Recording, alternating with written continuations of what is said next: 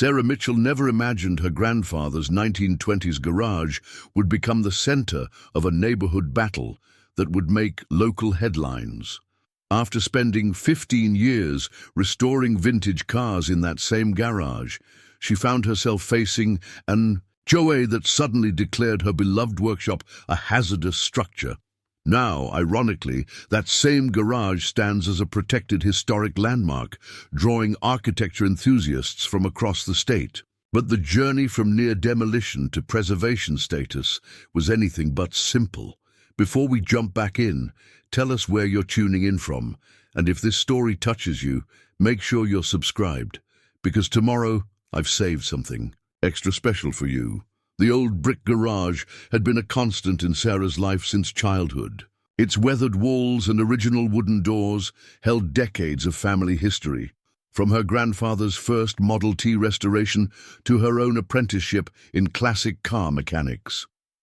The two-story structure, with its distinctive curved archway and laid herringbone brickwork, stood as a testament to craftsmanship from an era long past. While other homes in the Oak Ridge neighborhood had torn down their original garages in favor of modern additions, Sarah's remained virtually unchanged since 1924. She had inherited both the house and garage from her grandfather 5 years ago, along with his collection of vintage automotive tools and equipment. The property sat on the corner of Maple and Cedar Streets, in what was once a quiet, historic district of Millbrook. Sarah had spent countless weekends carefully maintaining the garage's original features while upgrading its functionality for her restoration work. The space wasn't just a garage, it was her sanctuary, her workshop, and a living connection to her family's past. Life in Millbrook had been peaceful until the neighborhood underwent a dramatic transformation. What started as a few property sales soon became a wave of renovation and development. Modern homes began replacing the classic architecture that had given the area its character. New residents moved in, bringing with them different ideas about what the neighborhood should look like. Sarah watched with growing concern as historic homes were modernized and traditional gardens were replaced with uniform landscaping. The changes accelerated when a group of new homeowners formed the Oak Ridge Community Association, immediately pushing for strict property guidelines and architectural standards. Sarah had initially ignored their newsletters and meeting invitations, focusing instead on her latest restoration project, a 1936 Pierce Arrow that had been her grandfather's dream car. The garage, with its sturdy workbench and organized tool wall, provided the perfect space for such detailed work. Then came the letter that would change everything. It arrived on a crisp autumn morning, the official-looking envelope bearing the Oak Ridge Community Association letterhead. Sarah had just finished her morning coffee and was heading out to the garage when she spotted it in her mailbox. The contents of that letter would set in motion a chain of events that would test her resolve, challenge her rights, and ultimately lead to an outcome no one could have predicted. The letter, written in cold, bureaucratic language, declared her garage a hazardous structure that degraded neighborhood property values and posed significant safety concerns. They cited everything from its aging brickwork to the presence of automotive chemicals. The HOA demanded immediate corrections to meet their new standards, with threats of fines and legal action if she failed to comply. Their requirements would essentially gut the garage's historic character and transform it into something unrecognizable. Sarah stood in her driveway that morning, letter crumpled in her hand, staring at the garage that had been part of her family's legacy for nearly a century. The morning sun cast long shadows through its multi-paned windows, highlighting the worn but solid craftsmanship of its construction. She thought about her grandfather, about the countless hours they'd spent together in that space, and about the promises she'd made to preserve his legacy. Looking at the garage now, Sarah saw what the HOA couldn't or wouldn't understand. Every brick, every beam, every oil stain on the concrete floor told a story. The hand-forged door hinges, the original workbench with its decades of tool marks, even the ancient but functional pulley system in the rafters, these weren't hazards to be corrected, they were pieces of history to be preserved. As she walked into the garage that morning, running her hand along the familiar, rough texture of its walls, Sarah made a decision. She wasn't going to let an overzealous homeowners association erase this piece of architectural and family history. What she didn't know then was that this battle would become about much more than just saving a garage. It would turn into a fight for preserving the soul of a neighborhood that was rapidly losing touch with its past. The vintage Pierce Arrow sat partially restored in the center of the garage, its chrome gleaming in the morning light. Sarah picked up a wrench from her grandfather's old toolbox, its wooden handle smooth from generations of use. She had work to do, both on the car and, now it seemed, on protecting the very space that had shaped her life. The question was, where would she even begin? The first signs that the HOA meant business came just 3 days after the letter arrived. Sarah was in the middle of rebuilding the Pierce Arrow's transmission when she heard voices outside. Through the garage's dusty windows, she spotted 3 people in pressed suits walking around her property, tablets in hand, photographing every angle of the structure. Their crisp appearance and methodical movements stood in stark contrast to the garage's weathered charm. Sarah wiped the grease from her hands and stepped outside, immediately noticing how they seemed to be documenting every crack, every patch of worn paint, and every piece of vintage equipment visible through the windows. The smallest member of the group, a woman with sharp features and perfectly styled grey hair, was pointing at the original copper gutters, whispering something to her companions while making notes on her tablet. "Can I help you?" Sarah called, out, trying to keep her voice level despite the anger building in her chest. The woman turned, offering a practiced smile that didn't reach her eyes. "Mrs. Mitchell, I'm Victoria Blackwood, head of the Oak Ridge Community Association's Property Standards Committee. These are our architectural consultants." She gestured to her companions, who barely acknowledged Sarah's presence. "We're conducting an initial assessment following our notice of violation." Sarah crossed her arms. "I don't recall giving permission for anyone to inspect my property." Victoria's smile tightened. "According to the new community guidelines, the association has the right to evaluate any structures deemed potentially hazardous. Section 7.3, paragraph 4, if you'd like to review it." She paused, glancing at her tablet. "We've received several complaints about the condition of this facility." "Complaints? From whom?" Sarah demanded. "This garage has been here for nearly 100 years, long before any HOA existed." One of the consultants, a tall man with wire-rimmed glasses, interjected. "Age is precisely the issue, Ms. Mitchell. Buildings of this vintage often harbor serious structural and safety concerns. The presence of automotive chemicals only compounds the risk factors." Sarah felt her face flush. "I'm a certified mechanic. Every chemical is properly stored, and this building is structurally sound. My grandfather maintained it meticulously, and I've done the same." Victoria made another note on her tablet. "Sentiment aside, Mrs. Mitchell, we have standards to uphold. The character of Oak Ridge is changing. Property values have increased 40% since the association formed, and we intend to maintain that trajectory." As if to emphasize her point, a moving truck rumbled past, likely carrying another new family into one of the recently upgraded homes down the street. Sarah had watched 3 historic houses on her block undergo dramatic modern transformations. "In the past year alone, we'll be submitting our findings to the board," Victoria continued. "You can expect a detailed violation report within the week. I suggest you start considering your options for either bringing this structure up to code or," she paused meaningfully, "pursuing alternatives." The implications were clear: modernize or demolish. Sarah watched them leave, They're expensive. Shoes clicking on the sidewalk as they moved on to scrutinize other properties. Inside the garage, the Pierce Arrow sat quietly, its partially assembled transmission scattered across her grandfather's workbench.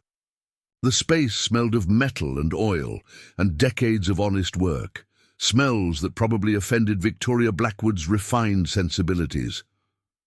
Later that evening, as Sarah was closing up the garage, she noticed more people slowing down as they drove past, some openly pointing at the building. A couple walking their designer dog crossed the street to avoid passing directly in front of her property. It was as if the HOA's inspection had painted a target on her garage, marking it as an eyesore, to be gawked at. Deciding she needed to better understand what she was up against, Sarah spent the night researching the Oak Ridge Community Association. Their website was sleek and professional, filled with terms like neighborhood revitalization and property value protection. Their photo gallery showcased dozens of approved renovations, historic homes stripped of their character and rebuilt in a uniform modern style. The most troubling discovery came in their financial reports. The association had amassed a substantial legal fund, presumably for dealing with homeowners who resisted their vision of progress. They had also hired a prominent property development consultant, suggesting they had plans far beyond simple aesthetic guidelines. As Sarah dug deeper, she found something even more concerning. Hidden in the association's meeting minutes was a discussion about creating a heritage overlay district, but not to preserve historic structures. Instead, they wanted to establish new architectural standards that would effectively force owners of older properties to renovate or sell. The garage creaked slightly in the evening wind, a familiar sound that had always been comforting. Now it felt like a warning. Sarah realized she wasn't just fighting to save a building. She was fighting against a systematic effort to erase the neighborhood's history. Her phone buzzed with a text from her friend Michael, who worked at the local historical society. Heard about the HOA inspection today. This isn't the first time they've pulled this.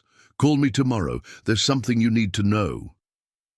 Sarah looked out her window at the garage, its silhouette barely visible in the gathering darkness. Whatever Victoria Blackwood and her associates had planned, they had picked the wrong building and the wrong person to push around. Tomorrow, she would start fighting back.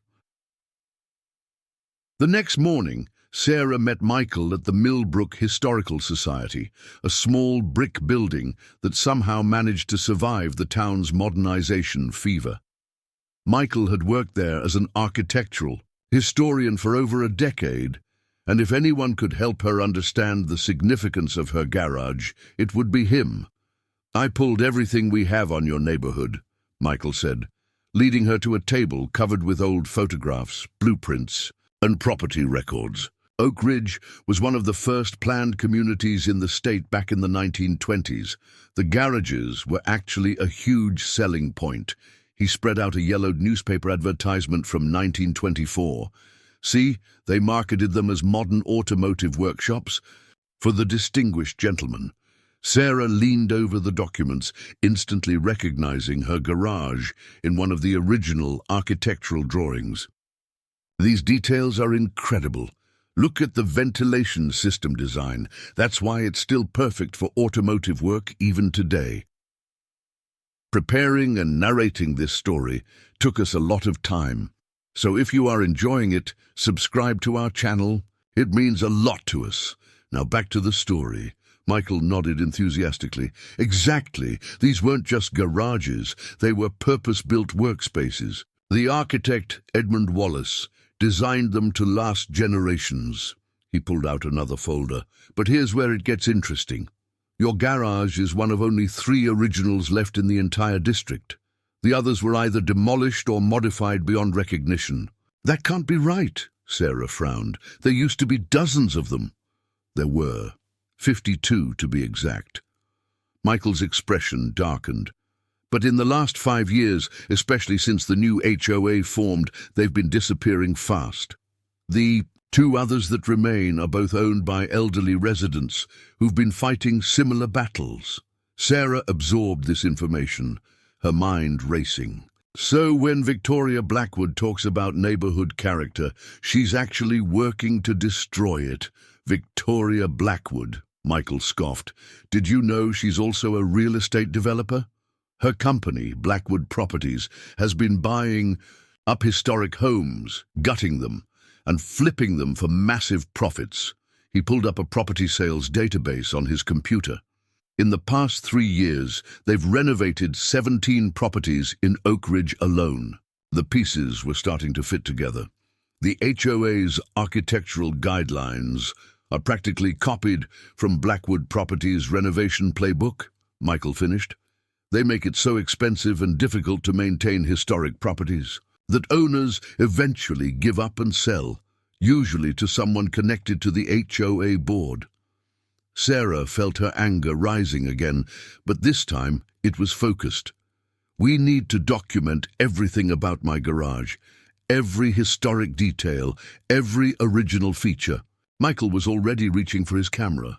I've got a better idea. I know someone at the State Historic Preservation Office.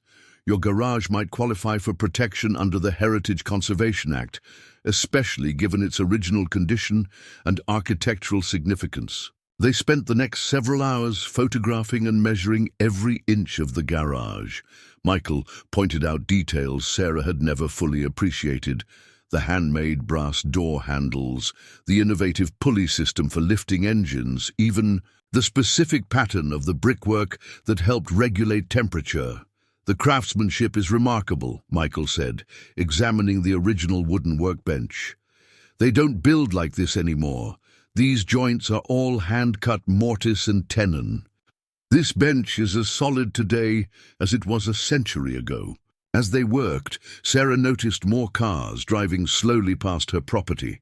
One vehicle, a black SUV with tinted windows, passed by 3 times.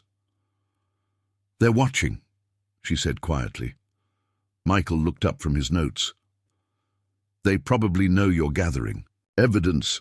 The HOA usually moves fast once they target a property. They don't want owners to have time to organize a defense." Sarah's phone buzzed with an email notification. It was from the HOA, the detailed violation report Victoria had promised.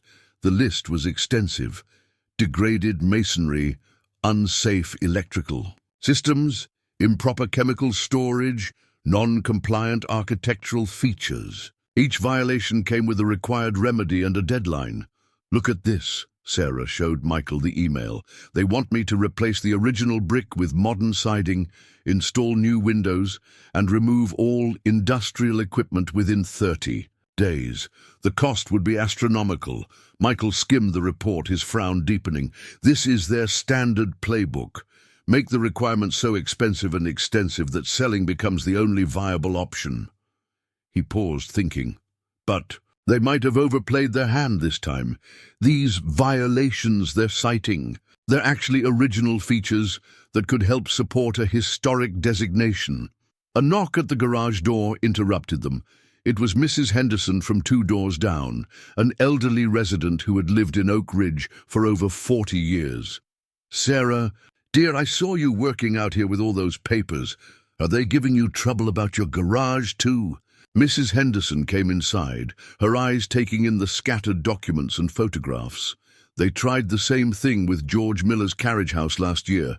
Poor George couldn't afford the renovations they demanded, sold to some company. And now it's one of those modern monstrosities. "Blackwood Properties?" Sarah asked. Mrs. Henderson nodded grimly. "The very same. That Victoria Blackwood. She's been systematically destroying the character of this neighborhood, all in the name of progress and property values." She turned to Sarah, her expression determined. "But you keep fighting, dear. Some of us still. Remember what Oak Ridge used to be, and what it should remain." As Mrs. Henderson left, Sarah and Michael shared a look. The situation was bigger than just one garage. It was about preserving a piece of architectural history, about standing up to the systematic erasure of a neighborhood's character. "We need to move fast," Michael said, gathering their documentation. "I'll contact the State Historic Preservation Office tomorrow. In the meantime, document everything, every interaction with the HOA, every car that drives by, every attempt to pressure you. We're not just building a defense, we're building a case." Sarah looked around her garage, seeing it with new eyes. What Victoria Blackwood saw as an outdated eyesore was actually a unique piece of automotive and architectural history. The question was, could they prove its significance before the HOA forced her hand? The situation escalated faster than Sarah could have anticipated. Just 2 days after her meeting with Michael, she arrived home from work to find violation notices plastered across her garage doors. The bright orange papers were visible from the street, creating exactly the kind of eyesore the HOA claimed to be fighting against. Each notice detailed a different, urgent safety concern, with some clearly manufactured to create pressure. As she was angrily pulling down the notices, a sleek Tesla pulled up to the curb. Rebecca Chen, one of her neighbors from 3 houses down, stepped out with a concerned expression. Sarah had always been friendly with Rebecca, who still drove a lovingly maintained 1965 Mustang that Sarah had helped restore the previous year. "I just got back from the HOA meeting," Rebecca said, glancing around nervously before approaching. "Sarah, they're not playing fair. Victoria Blackwood presented a whole slideshow about your garage, calling it a case study in negligent property maintenance." She had close-up photos of every crack, every paint chip. "They're trying to build public support for forced renovation or demolition." Sarah's hands clenched around the crumpled notices. "They can't do that. They don't have the authority. They're claiming they do under the new community guidelines." Rebecca lowered her voice. "But here's what you need to know. They've already contracted with a demolition company. I saw the paperwork on Victoria's desk when she stepped out of the meeting room. They're planning to move fast, probably before you can mount any real defense." The revelation hit Sarah like a physical blow. She looked at her garage, imagining the wrecking balls and bulldozers that were apparently already being lined up. The thought of its destruction made her feel physically ill. "There's more," Rebecca continued. "They've hired some kind of private inspector to do daily documentation. Something about building a case for emergency action due to imminent safety concerns. I think that's him now." A man in a high-visibility vest was walking up and down the sidewalk in front of Sarah's property, taking photos with a professional camera fitted with a long lens. He made no attempt to hide what he was doing, methodically documenting every angle of the garage. "Hey!" Sarah called out. "This is private property. Stop taking pictures." The man barely glanced at her. "Public sidewalk, ma'am. I have every right to be here. Who are you working for?" He ignored her question, continuing his photography while speaking into a Bluetooth headset. Sarah caught fragments of his conversation. Significant structural concerns, immediate safety risk, recommendation for emergency action. Rebecca touched Sarah's arm. "Don't engage with him. That's what they want. They're trying to provoke a reaction they can use against you." Inside the garage, Sarah and Rebecca examined the violation notices more carefully. Some were almost laughable in their reach. Historical door hinges non-compliant with modern safety standards. Original wooden workbench poses splinter hazard. Period-correct lighting fixtures fail to meet current lumens requirements. "They're getting desperate," Rebecca observed.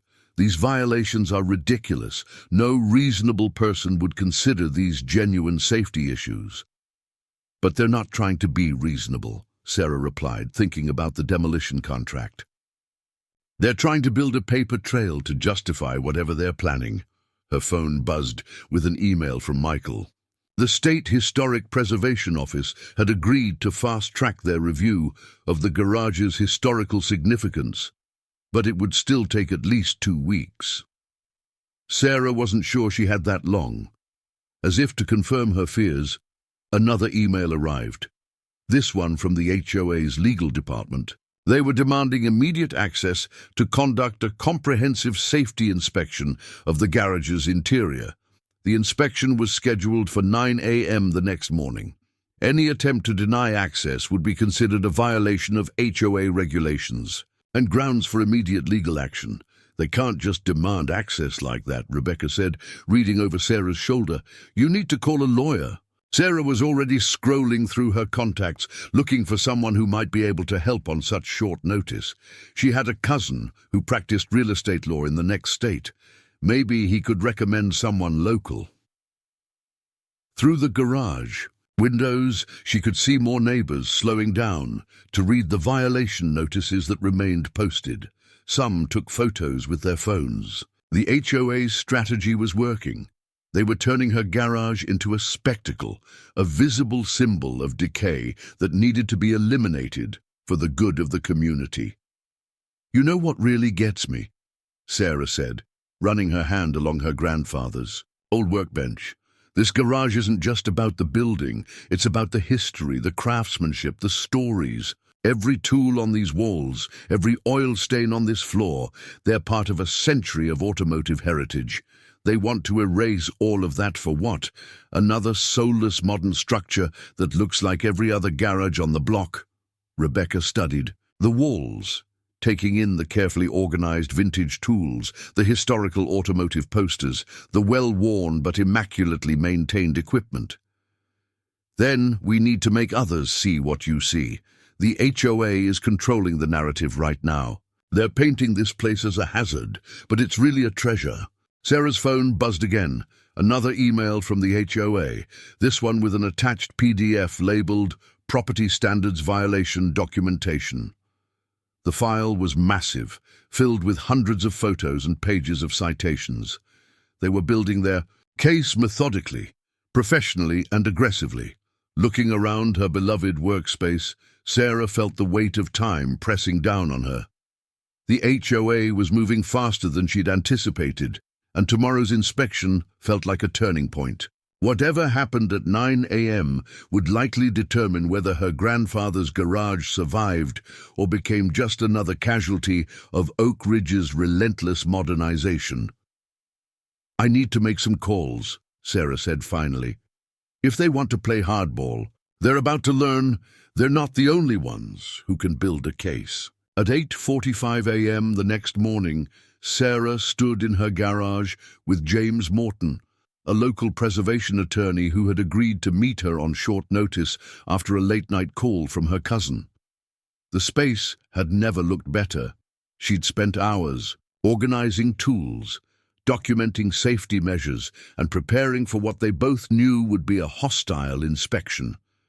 Remember, James advised, reviewing his notes one final time, they have the right to inspect for legitimate safety concerns, but they don't have the authority to demand structural changes to original historic features without proper jurisdiction. If they push too hard, we push back. Right at 9 a.m., 3 vehicles pulled up outside.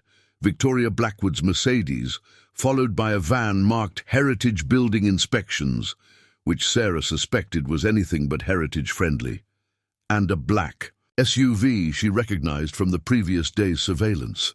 Victoria led a group of 5 people toward the garage, each carrying tablets and inspection equipment. Her expression soured visibly when she saw James standing beside Sarah. Mrs. Mitchell, Victoria said, her voice clipped, I wasn't aware you'd be having legal representation present. Just as you brought your experts, I brought mine, Sarah replied evenly.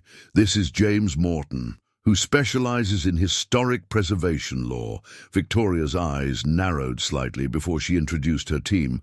2 building inspectors, a safety compliance officer, and, most tellingly, a real estate development consultant. The last member of her group, a thin man in an expensive suit, she merely identified as Mr. Phillips, with no title or explanation. Shall we begin? Victoria gestured toward the garage doors. We have quite a thorough inspection planned. As the team entered, Sarah noticed how they immediately split up, each taking a different area to document. Their movements seemed choreographed, practiced, as if they'd done this many times before. "I see you maintain an extensive collection of automotive chemicals," the safety compliance officer noted, photographing the storage cabinet. "All properly labeled, I hope?" "Every container is clearly marked," Sarah responded. "I'm a certified mechanic. I know proper chemical storage protocols." James stepped forward. "I notice you're taking particular interest in the storage methods. Do you have documentation of specific violations of current safety codes?" The officer fumbled slightly. "We're conducting a general safety assessment." "Based on what criteria?" James pressed. "The garage is zoned for automotive use, and all storage meets industry standards." Meanwhile, the building inspectors were tapping walls, examining joints, and making disapproving noises at every original feature they encountered. Mr. Phillips stood back, speaking quietly into a phone and taking notes. "These wooden support beams," one inspector said, pointing to the perfectly sound, century-old timbers. "They're not up to current code specifications." "They're original features," Sarah countered. "Hand-hewn oak beams that have supported this structure for nearly 100 years without issue." "The past performance doesn't guarantee future safety," Victoria interjected smoothly. "Modern building codes exist for a reason." James cleared his throat. "I should point out that historical structures are typically evaluated under specialized preservation guidelines, not modern construction codes, especially when there's pending historical designation review." Victoria's head snapped around. "What historical designation review?" "The State Historic Preservation Office is currently evaluating this property," James replied, enjoying her obvious surprise. "Given its architectural significance and unique features, it may qualify for protected status." The thin man, Mr. Phillips, immediately stepped outside to make another phone call. Victoria's composed facade cracked slightly. "That's interesting. Timing," she said carefully, "though I doubt a simple garage would qualify for such protection." "You'd be surprised," James responded, "especially considering it's one of only 3 surviving examples of Edmund Wallace's automotive workshop designs in the state." The inspection continued, but there was a new tension in the air. The team's focus shifted subtly from documenting safety issues to paying particular attention to the garage's original features. The hand-forged hardware, the herringbone brickwork, the innovative ventilation system. Sarah noticed Mr. Phillips taking photos of specific architectural details, likely for some purpose beyond mere violation documentation. When he thought no one was watching, he measured the garage's dimensions and sketched something in a small notebook. After almost 2 hours of intensive inspection, Victoria gathered her team. "We'll be compiling our findings into a comprehensive report. You can expect it within 48 hours. In the meantime, I strongly suggest you begin considering compliance options." As they filed out, Sarah overheard Mr. Phillips murmuring to Victoria, "If they're really pursuing historical designation, we need to move quickly. The window is closing." Once they were gone, James turned to Sarah. "They're rattled. The historical designation angle caught them off guard, but that means they're likely to accelerate their timeline." Sarah nodded, watching through the window as the 3 vehicles pulled away. "What do you think Mr. Phillips's role is in all this? He seemed more interested in the garage's dimensions than any safety issues." "My guess, developer or architect. They probably already have plans drawn up for whatever they want to build here." James gathered his notes. "We need to move fast, too. I'll file for an emergency preservation review first thing tomorrow. It might buy us some time." Sarah looked around her garage, still pristine from her late-night cleaning efforts. Despite their attempts to find fault, the inspection had actually highlighted how well-maintained the structure was. Every tool in its place, every safety measure properly implemented. every historic feature still serving its original purpose. But she couldn't shake the feeling that Victoria Blackwood and her team weren't interested in facts or preservation. They had come with an agenda, and Sarah's garage was standing in the way of whatever they had planned for Oak Ridge's future. "They'll be back," she said quietly. "And next time, they won't just be taking pictures." The next morning, Sarah arrived at James Morton's law office with boxes of documents, everything from her grandfather's original property deeds to historical photographs of the garage in its early days. The office, housed in a restored Victorian building downtown, seemed like a fitting place to plan their defense of historic architecture. "I've been doing some digging," James said, clearing space on his conference table. Victoria Blackwood's pattern of targeting historic properties goes beyond Oak Ridge. "Look at this." He spread out a series of newspaper articles from neighboring towns. Each told a similar story. Historic properties declared hazardous, owners pressured to sell, followed by modern development projects. "But here's where it gets interesting," he continued, pulling up a document on his computer. "Blackwood Properties isn't working alone. They're part of a larger development consortium called Modern Heritage Solutions, which, despite its name, has nothing to do with preserving heritage." Sarah leaned in to look at the corporate structure diagram James had compiled. "Wait, I recognize that name, Phillips Development Group. That's who Mr. Phillips works for, isn't it?" "Exactly. They're the architectural firm that designs all of Blackwood's replacement properties. But look who owns controlling interest in Modern Heritage Solutions." James pointed to a name that made Sarah's blood boil. Oak Ridge Community Association Investment Trust.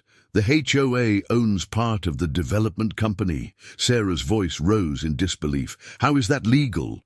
"It's complicated, but technically legal. They've structured it as a community investment vehicle." James frowned. "Though I doubt most residents know, their HOA fees are being used to fund property development schemes."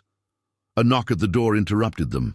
It was Michael, from the Historical Society, carrying a large tube of blueprints. "You need to see these," he said, rolling out the yellow documents. "I found the original 1924 architectural plans for the entire Oak Ridge garage system. They were designed as an interconnected network, each garage strategically placed to create what they called automotive community spaces." Sarah studied the plans with growing amazement. The garages weren't just random workshops, they were part of a carefully planned community design. Her garage's location, at the corner of Maple and Cedar, had been specifically chosen as one of 3 hub points in the network. "This changes everything," James said, examining the blueprints. "It's not just about your garage anymore. It's about preserving part of a larger historical design concept. The State Historic Preservation Office will definitely be interested in this." Another knock came, this time from Rebecca, who had texted earlier about having important information. She hurried in, clutching a folder. "I got these from my friend in the county records office," she said, spreading out several documents. "Look at the dates on these permit applications." The documents showed that Blackwood Properties had applied for demolition and construction permits for Sarah's property 3 months ago, long before the HOA had even sent their first violation notice. "They were planning this all along," Sarah said, anger rising in her voice. "The violations, the inspections, it was all just theatre to justify what they'd already decided to do." James examined the permit applications carefully.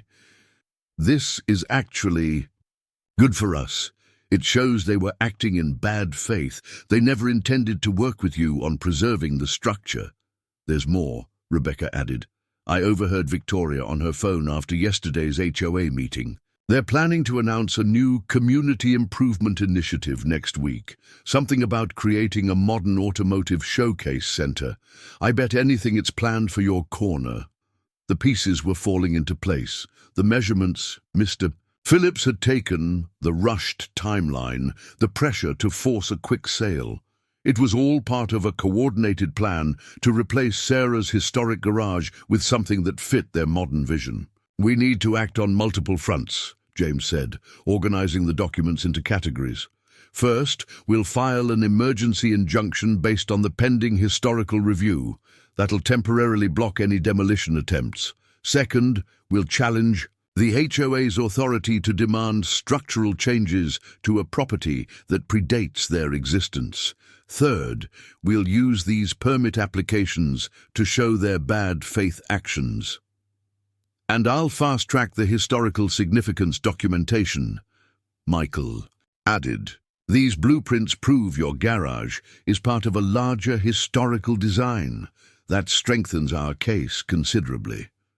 Sarah looked at the growing pile of evidence on the table, the blueprints, the permits, the corporate documents.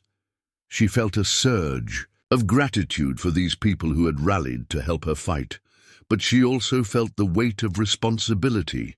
Her garage wasn't just her property anymore. It was a piece of community history worth preserving. "Victoria Blackwood isn't going to back down easily," she said, "especially now that we know how much they've already invested in their plans." "No, she won't," James agreed, "but neither are we. Sometimes these battles aren't just about property rights, they're about protecting our connection to the past. Your garage represents something important, the idea that progress doesn't have to mean destroying history." As they continued strategizing, Sarah's phone buzzed with a text from Mrs. Henderson. "Emergency HOA meeting called for tomorrow night. They're trying to push through new demolition approval powers. We need to be ready." Sarah showed the message to the others. The HOA was indeed accelerating their timeline, but now she had something she didn't have before: evidence, allies, and a clear understanding of what she was really fighting for. Tomorrow's meeting would be just the beginning of a larger battle to save not just her garage, but the historical soul of Oak Ridge itself.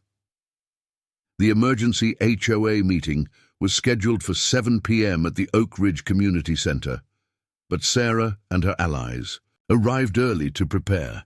James had advised her to document everything, so she brought a small recorder and notebook. Rebecca and several other sympathetic neighbors were already there, saving seats near the front. What they didn't expect to find was a large architectural model displayed prominently at the front of the room. Covered with a black cloth, it sat mysteriously on a table beside the podium. Mr. Phillips stood nearby, making small adjustments to something underneath the cover while speaking quietly with Victoria Blackwood. "Whatever they're planning, they're certainly making a show of it," James whispered, settling into the seat beside Sarah. He'd brought his own recorder and a thick folder of documents, ready for any legal challenges that might arise. As more residents filed in, Sarah noticed something odd about the crowd. There were several faces she didn't recognize, people who definitely weren't Oak Ridge residents. They sat in strategic locations throughout the room, each carrying identical leather portfolios. "Plants," Rebecca murmured, noticing them too. "They've packed the meeting with their own people." Victoria called the meeting to order exactly at 7 p.m., her voice carrying a note of barely contained excitement. "Thank you all for coming on such short notice. We're here tonight to discuss an extraordinary opportunity for Oak Ridge, a chance to once again be at the forefront of automotive community design." With a theatrical flourish, she pulled the black cloth off the model. There were gasps from the audience. The model showed a massive, ultra-modern structure dominating the corner where Sarah's garage stood. Glass walls, sweeping curves, and gleaming metal. It looked like something from a science fiction movie. "Ladies and gentlemen," Victoria announced proudly, "I present the Heritage Innovation Center, a state-of-the-art automotive technology showcase that will put Oak Ridge back on the map as a leader in automotive culture." Mr. Phillips stepped forward, launching into a detailed presentation about the proposed center. "This facility will feature electric vehicle charging stations, autonomous driving research labs, and a museum dedicated to the future of transportation. It represents a perfect blend of honoring our automotive past while embracing the future. Sarah felt sick watching them try to spin the destruction of actual automotive heritage as a way of preserving it. But something about the model caught her eye. It showed more than just her corner.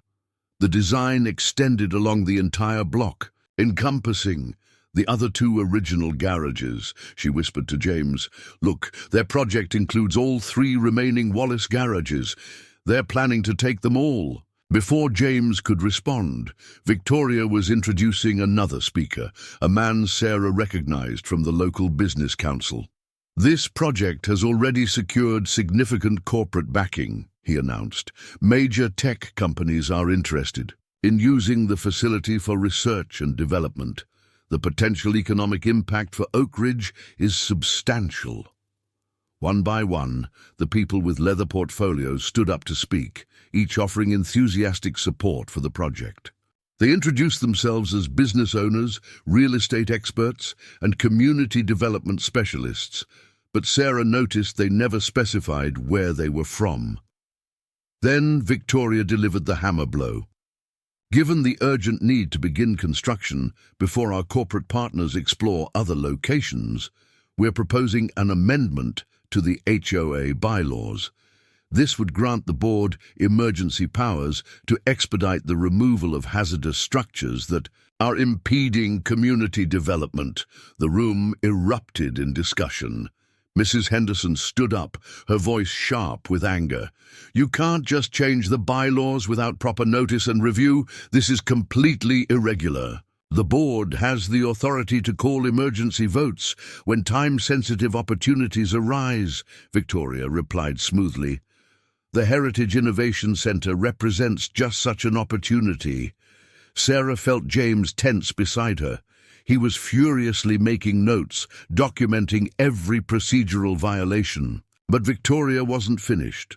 "Furthermore," she continued, "we've secured preliminary financing for the project through the Oak Ridge Community Association Investment Trust. Every homeowner who votes in favor of this amendment will be offered the opportunity to purchase shares in the development." Sarah's hand shot up. "Isn't that essentially bribing people to vote for the destruction of historic properties?" Victoria's smile turned cold. "We're offering community members the chance to invest in their neighborhood's future, Mrs. Mitchell. Perhaps if you weren't so fixated on the past, you'd see the value in progress." More hands went up, mostly from residents Sarah knew, with questions about environmental impact, traffic studies, and property values. But Victoria deftly directed most questions to her planted experts, who had ready-made answers that emphasized benefits while minimizing concerns.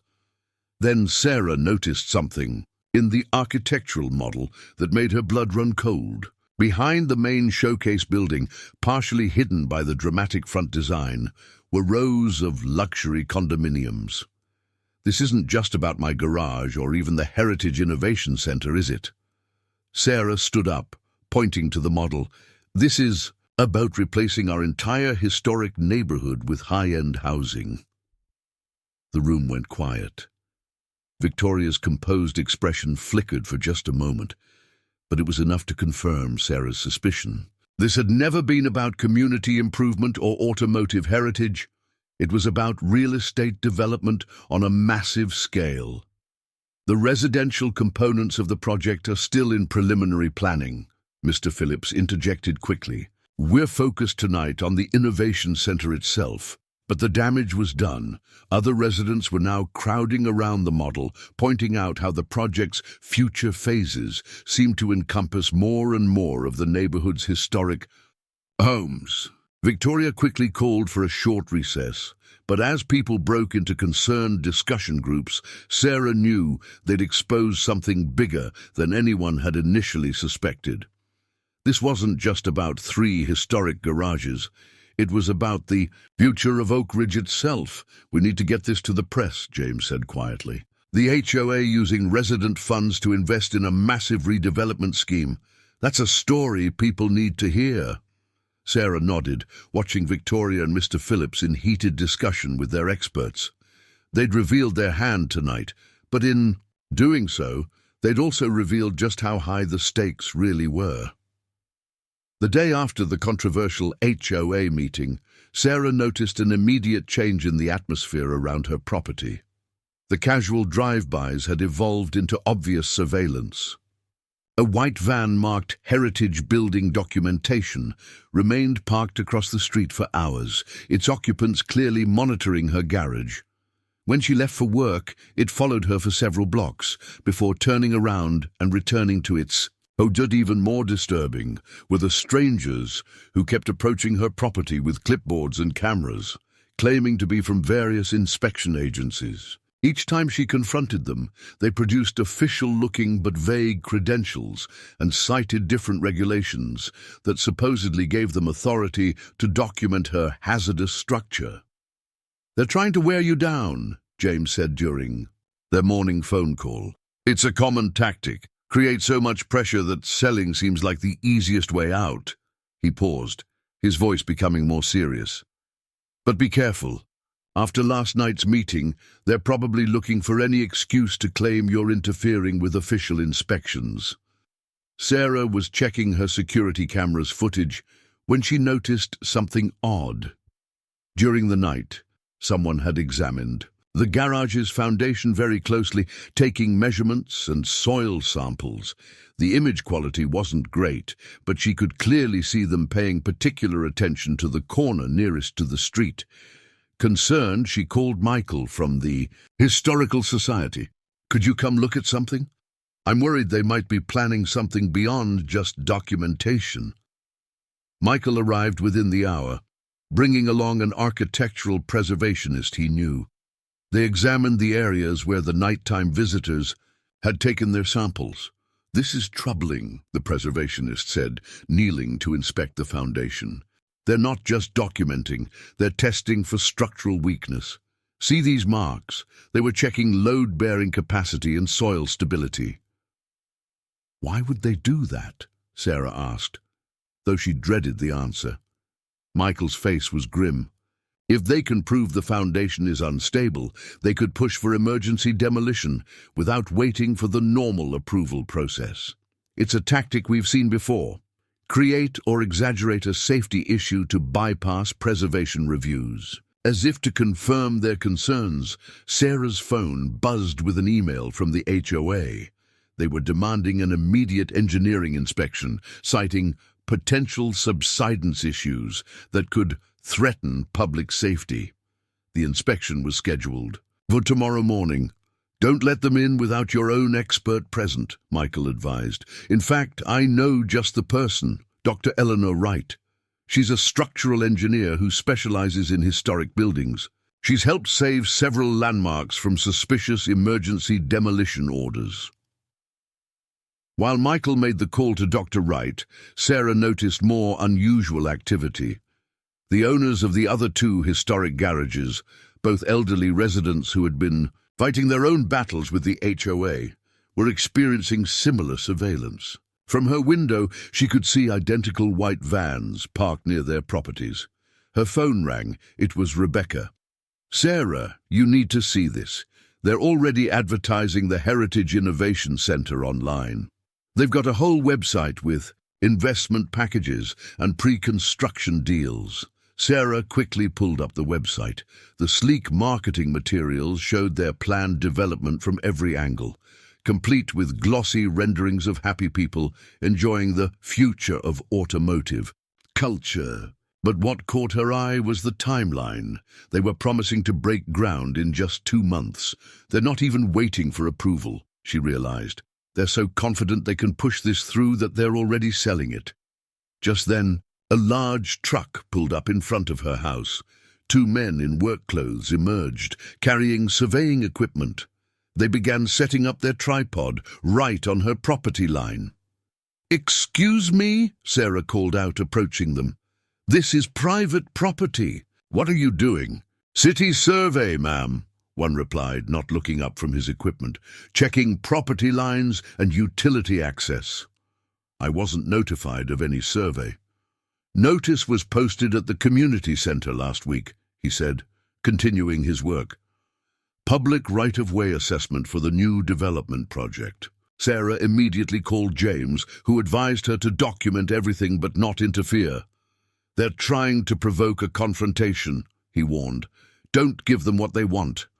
As she photographed the surveyor's activities, she noticed Mr. Phillips driving past slowly, watching the scene with obvious interest. When he saw her looking, he gave a small, satisfied smile before continuing on. The pressure was mounting from all sides. The surveillance, the inspections, the surveys, it was a coordinated effort to make her feel helpless and isolated. But as Sarah watched the surveyors marking up her property line with bright orange paint, she felt her resolve strengthen. That evening, as she worked in her garage, she heard voices outside. Through the window, she saw Victoria Blackwood showing someone around the property's perimeter. The man wore an expensive suit and carried what looked like investment documents.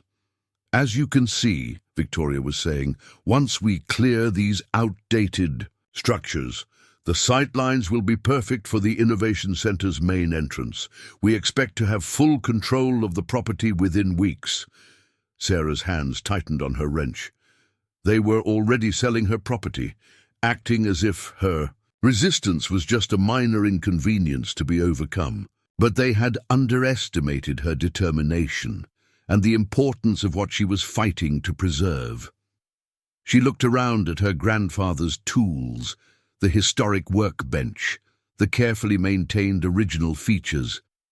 This wasn't just about property rights anymore. It was about standing up to people who thought they could erase history with enough money and pressure. Tomorrow would bring another battle with the engineering inspection, but tonight she had work to do. The Pierce Arrow still needed attention, and working on it helped her think. As she turned back to the engine, she could almost hear her grandfather's voice. "Sometimes the best way to fight back is to keep doing what you believe in, no matter who's trying to stop you." The engineering inspection was set for 9 a.m., but Dr. Eleanor Wright arrived at 8:30, wanting to examine the garage before the HOA's team showed up. She was a tall woman in her 60s with steel-grey hair and sharp eyes that missed nothing. Within minutes, she was methodically documenting every aspect of the foundation. "Remarkable construction," she murmured, making detailed notes. The Wallace design incorporated features that were decades ahead of their time. "See these ventilation channels in the foundation? They help regulate moisture and prevent structural degradation. Most modern buildings don't even have systems this sophisticated." Sarah watched Dr. Wright work, impressed by her thoroughness. But what really caught her attention was the professor's reaction to the soil testing marks from the night visitors. "These samples were taken completely wrong," Dr. Wright said, frowning at the holes. "They deliberately tested the softest areas, while avoiding the main support points. It's almost as if they were trying to find problems rather than assess the actual structure," Sarah finished. "Exactly." Dr. Wright straightened up as another vehicle pulled into the driveway. "And here comes the opposition."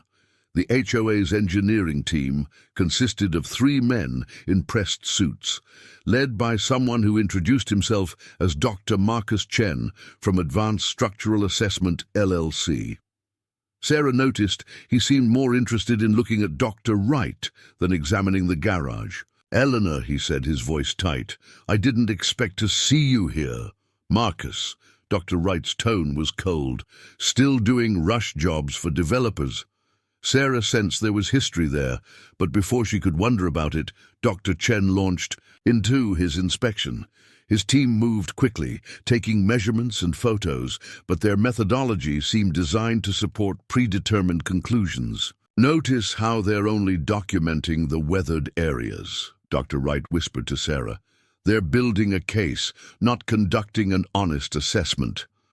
As the inspection continued, Dr. Wright pulled Sarah aside. "There's something you should know. Marcus used to work for the State Historic Preservation Office until last year. He was involved in several controversial decisions that coincidentally favored development projects over preservation. Let me guess. Some of those projects were connected to Victoria Blackwood? Dr. Wright nodded. The Heritage Innovation Centre isn't their first attempt at something like this. They tried a similar project in Riverside last year, another automotive innovation hub that required demolishing historic properties. I testified against their structural assessment claims. What happened? The project got blocked when we proved they had manipulated their engineering reports. Marcus left the preservation office shortly after that. Now he works exclusively for private developers. Their conversation was interrupted by Dr. Chen announcing his preliminary findings. We've identified several areas of significant concern, he declared, pointing to various spots on the foundation. Soil instability, potential water damage, structural stress points. Interesting, Dr. Wright cut in, because I've just completed my own assessment, and I'm seeing something very different. Would you care to explain why your team ignored the primary support structures in favor of testing peripheral areas? Dr. Chen's face reddened slightly. Our methodology follows standard industry protocols. For new construction, Dr. Wright interrupted, not for historical structures with unique architectural features. Or did you forget everything you learned at the preservation office? The tension was broken by the arrival of another vehicle, a familiar black SUV. Mr. Phillips stepped out, followed by Victoria Blackwood. They had clearly been waiting nearby for Dr. Chen's assessment. Do we have our report? Victoria asked, not even attempting to hide her eagerness. We're still completing our evaluation, Dr. Chen said quickly, though initial findings suggest significant safety concerns, which will be thoroughly disputed, Dr. Wright announced. I've documented numerous instances of improper testing procedures and selective documentation. Any attempt to use this assessment to justify emergency action will face expert challenge. Victoria's composed facade cracked slightly. And you are? Dr. Eleanor Wright, Professor of Structural Engineering at State University and consultant to the National Historic Preservation Board. I've provided expert testimony in over 30 cases involving historic structures. She smiled, thinly. Including the Riverside project last year, the effect was immediate. Victoria and Mr. Phillips exchanged alarmed looks. Dr. Chen suddenly became very interested in his tablet. Well, Victoria said, recovering quickly, we'll need to review all assessments before making any recommendations. Mr. Phillips, shall we? As they retreated to their vehicle, Dr. Wright turned to Sarah. They'll try to bury my report and rush through their own findings. But now we have documented evidence of their biased methodology. More importantly, we can prove your garage is structurally sound and historically significant. Sarah felt a wave of relief, but it was tempered by concern. They're not going to give up, are they? No, Dr. Wright agreed. But now they know they're dealing with more than just an isolated homeowner. Sometimes these battles are won by simply showing them you can't be easily overwhelmed. As they watched Victoria's SUV pull away, Dr. Wright added, I've seen too many historic buildings lost to manufactured emergencies and rushed assessments. Not this time. Your garage isn't just worth saving, it's evidence of engineering excellence that deserves to be preserved. Sarah looked at her garage with renewed appreciation. In just a few hours, Dr. Wright had given her not just expert support, but a deeper understanding of what made the structure truly special. The HOA might have their paid experts, but now she had something better. Someone who genuinely understood and valued what they were fighting to protect. Later that evening, Sarah hosted an urgent meeting in her garage. James, Michael, Rebecca, Dr. Wright, and several concerned neighbors gathered around her grandfather's workbench, which now served as a makeshift conference table covered with documents, maps, and architectural plans. What we've uncovered goes beyond just Oak Ridge, Michael began, spreading out a series of newspaper clippings. Look at these development patterns across the county. Every project started the same way. Historic properties declared hazardous. Rushed engineering assessments, emergency demolition orders. Dr. Wright nodded, adding her own files to the collection. I've tracked 12 similar cases in the past 18 months, all involving Modern Heritage Solutions or its subsidiaries. They're systematic about it, create a crisis, push through, quick approvals, and replace historic structures with their pre-planned developments. But here's where it gets interesting, James said, pulling up a document on his laptop. I've been digging into their corporate structure. Modern Heritage Solutions isn't just a development company. They're building a network of what they call innovation centers across the state. Each one requires demolishing historic properties in prime locations. Rebecca leaned forward, studying the map James displayed. These aren't random locations either. They're all in historically significant neighborhoods with strong automotive connections. Because they're not just selling buildings, Sarah realized. They're selling the heritage they're destroying, using our history to market their modern developments while erasing the actual historic structures. Mrs. Henderson, who had been quietly listening, spoke up. That explains why they targeted all 3 Wallace garages at once. They're not just after individual properties. They want to erase all traces of the original automotive community. Dr. Wright pulled out her preliminary engineering report. And they're willing to fabricate safety concerns to do it. Look at these soil sample results. They deliberately misrepresented the structural stability of all 3 garages. I've compared them with my own readings. The differences are striking. Just then, Sarah's phone buzzed with a text from an unknown number. The message contained only a link to a cloud storage folder. Usually she'd ignore such messages, but something made her open it. Everyone needs to see this, she said, connecting her phone to the small TV she kept in the garage for reviewing repair manuals. The folder contained dozens of internal documents from Modern Heritage Solutions, project plans, marketing strategies, and most importantly, emails. These are legitimate, James confirmed, quickly scanning through them. Internal communications between Victoria Blackwood and the development team. But who sent them? I did, came a voice from the garage doorway. Everyone turned to see a young man standing there, looking nervous but determined. I'm David Chen, Dr. Chen's son.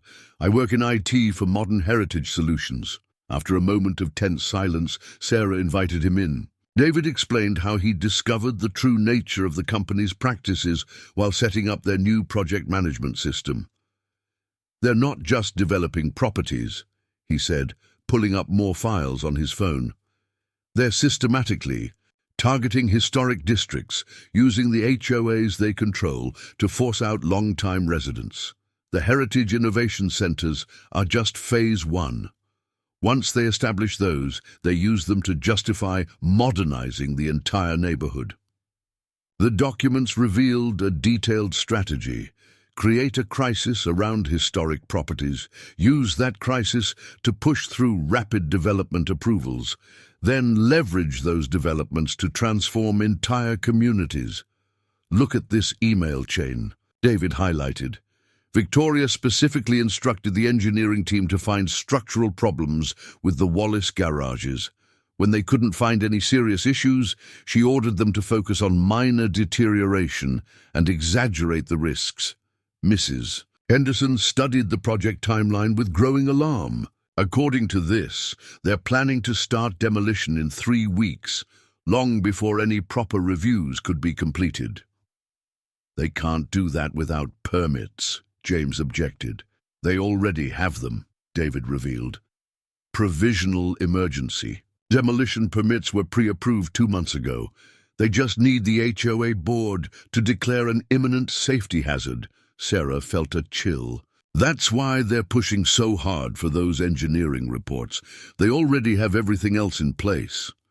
Dr. Wright was examining the development plans with a professional eye. These designs, they're not just replacing the garages. They're planning to reroute utilities, change street layouts. This would transform the entire neighborhood infrastructure. And look who's funding it, Rebecca pointed to a spreadsheet. Major tech companies, real estate investment firms, and the State Transportation Innovation Fund. How did they get state money for this? David looked uncomfortable. There's more. The Heritage Innovation Center isn't just about automotive history or even real estate. It's part of a larger autonomous vehicle research project. They need this specific location because of its proximity to the planned smart highway system. The revelation landed like a bombshell. This wasn't just about Victoria Blackwood's development schemes. They were up against a coordinated plan involving corporate interests and state-level infrastructure projects. That explains the rush, James said grimly. The smart highway project breaks ground in 6 months. They need these properties cleared and construction started before then. Sarah looked around her garage, at the historic tools on the walls, the memories embedded in every brick, the craftsmanship that had endured for nearly a century. Then she looked at the faces of her neighbors and allies, each processing the scale of what they were fighting against. "So what do we do?" she asked, her voice firm despite the weight of the revelation.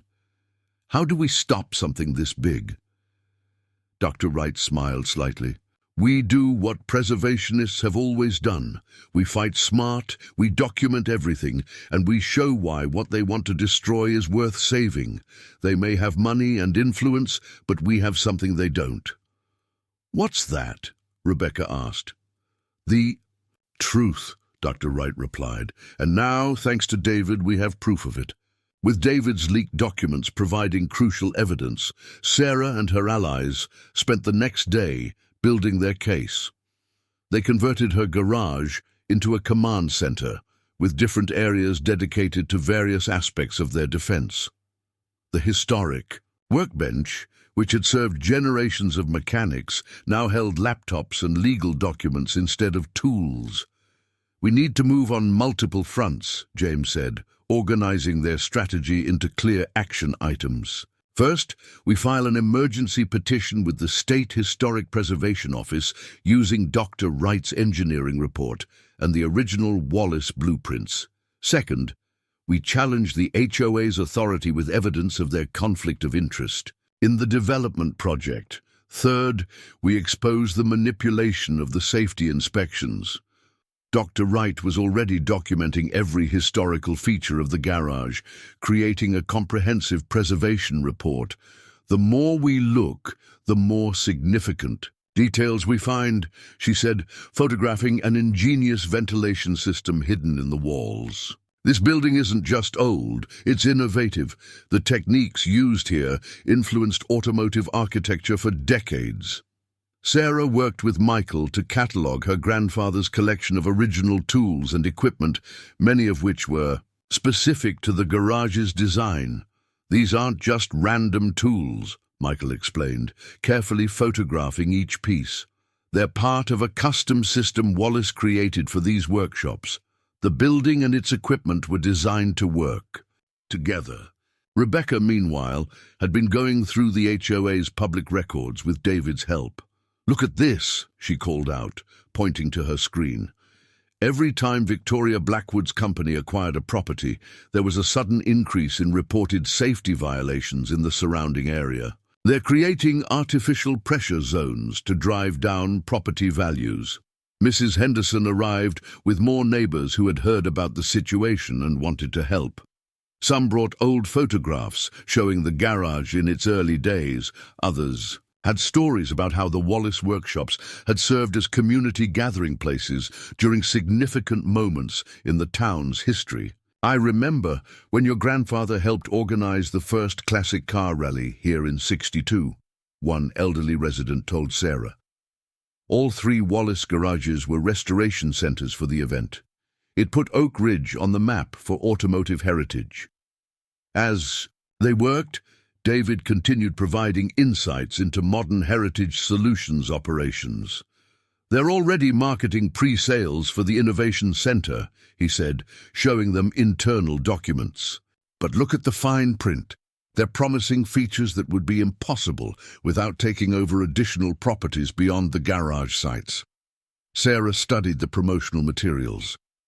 These renderings, they show a much larger development than what they presented at the HOA meeting. The Innovation Center is just phase 1. James took photos of everything, building their legal documentation. This is perfect. They're advertising facilities they don't have approval to build. It proves they're operating in bad faith. Around midday, Dr. Wright made an exciting discovery while examining the garage's foundation. "Come look at this," she called everyone over.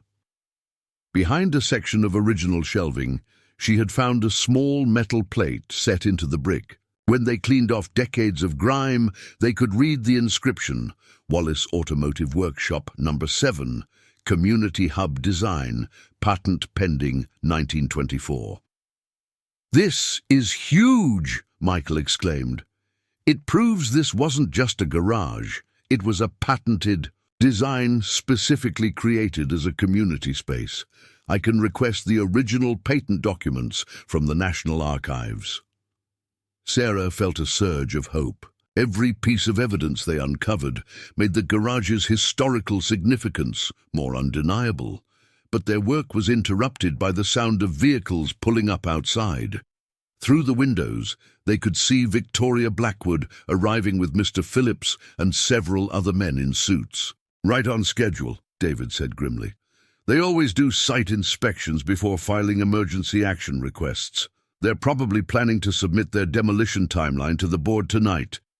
"Let them come," Dr. Wright said calmly, gathering her documentation. "Every false claim they make now will only strengthen our case against them." The group quickly organized their materials, making sure to secure David's leaked documents. As Victoria and her team approached the garage, Sarah stood in the doorway, flanked by her allies. The contrast was stark.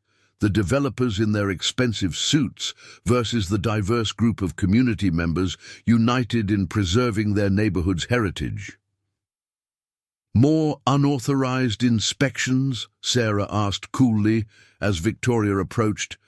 "We're here to conduct a final safety assessment before tonight's board meeting," Victoria replied, trying to peer past Sarah into the garage. Her eyes widened slightly at seeing the number of people inside, particularly Dr. Wright, documenting everything with her camera. "Any inspection you conduct will be observed and independently verified," James stated firmly. "And any claims you make will be compared against Dr. Wright's official engineering report." Victoria's composed facade cracked slightly. "This is private HOA business. These people have no authority." "Actually," Dr. Wright interrupted, "as a certified historical structure assessor, I have every authority to be here. And I'm very interested in comparing your team's methodology with established preservation guidelines." Victoria retreated to confer with Mr. Phillips, while Sarah and her allies continued their documentation work. They had transformed from scattered individuals fighting a powerful developer into an organized team, protecting their community's history. The garage, once just Sarah's personal workshop, had become their headquarters in a battle for the soul of Oak Ridge. "They'll be back," David warned as Victoria's group finally left without conducting their inspection. "And the board meeting tonight will be crucial." Sarah nodded, looking around at the evidence they'd gathered and the people who had come together to help. "Then we'll be ready." They thought they were just fighting one person trying to save a garage. Instead, they're facing an entire community fighting to preserve its heritage. The afternoon sun streamed through the garage's original windows, illuminating decades of history they were working to protect. They had just a few hours until the board meeting, but for the first time since this battle began, Sarah felt they had a real chance of winning. The HOA board meeting had gone exactly as expected, Victoria Blackwood presenting their expert findings about the garage's supposed structural issues, followed by an aggressive push for emergency demolition powers. But Sarah and her allies were ready. challenging every claim with Dr. Wright's documentation and evidence from David's leaked files. After the contentious meeting, Sarah couldn't sleep. Something about Victoria's presentation had bothered her. Specifically, the detailed blueprints they'd shown of the subsurface area beneath all three Wallace garages. How had they gotten such precise underground imaging without accessing the properties? At 2 a.m., she grabbed a flashlight and headed to her garage. The historic building was different at night, each shadow holding decades of secrets. She began examining the foundation area where Dr. Wright had found the patent plate, running her hands along the century-old brickwork. "There has to be more," she muttered, remembering how her grandfather used to talk about the garage's clever design. He had always hinted there was more to the building than most people realized, but she had never fully understood what he meant. Behind the original workbench, Sarah noticed something odd, a slight variation in the brick pattern. Pushing aside decades of accumulated tools and equipment, she found what looked like a sealed access panel, its edges nearly invisible beneath years of paint and grime. Her hands trembling slightly, she carefully pried open the panel. Behind it was a narrow passage leading down into darkness. Sarah hesitated only briefly before grabbing her phone to call Dr. Wright. 20 minutes later, Dr. Wright arrived with Michael and Rebecca, all looking both tired and intrigued. "This is remarkable," Dr. Wright said, examining the passage. "It's not on any of the official blueprints, but it's clearly part of the original construction." "We should document everything before we explore it," Michael suggested, setting up his camera equipment. "If this is what I think it is, it could be crucial evidence." Sarah led the way down the narrow stairs, their flashlights revealing carefully laid brickwork that matched the garage's construction. The passage opened into a small chamber about 8 feet below ground level, but what they found there made them all stop in amazement. The chamber contained an elaborate system of tunnels and channels, all expertly engineered. Old brass plaques marked different sections: ventilation, drainage, communication, and most intriguingly, network access. "This is incredible," Dr. Wright breathed, examining the engineering work. "These aren't just utility tunnels. This is an entire underground infrastructure system. The 3 Wallace garages must be connected through these passages." "Look at this," Rebecca called, pointing to an old document cabinet built into the wall. Inside, they found original technical drawings and maintenance logs dating back to 1924. The papers revealed something extraordinary. The Wallace garages weren't just individual workshops, they were nodes in an advanced community infrastructure network. "Now we know why they needed such detailed underground surveys," Sarah said. "They must have discovered this system during their preliminary studies. This isn't just about demolishing historic buildings. They need this location because of the existing infrastructure."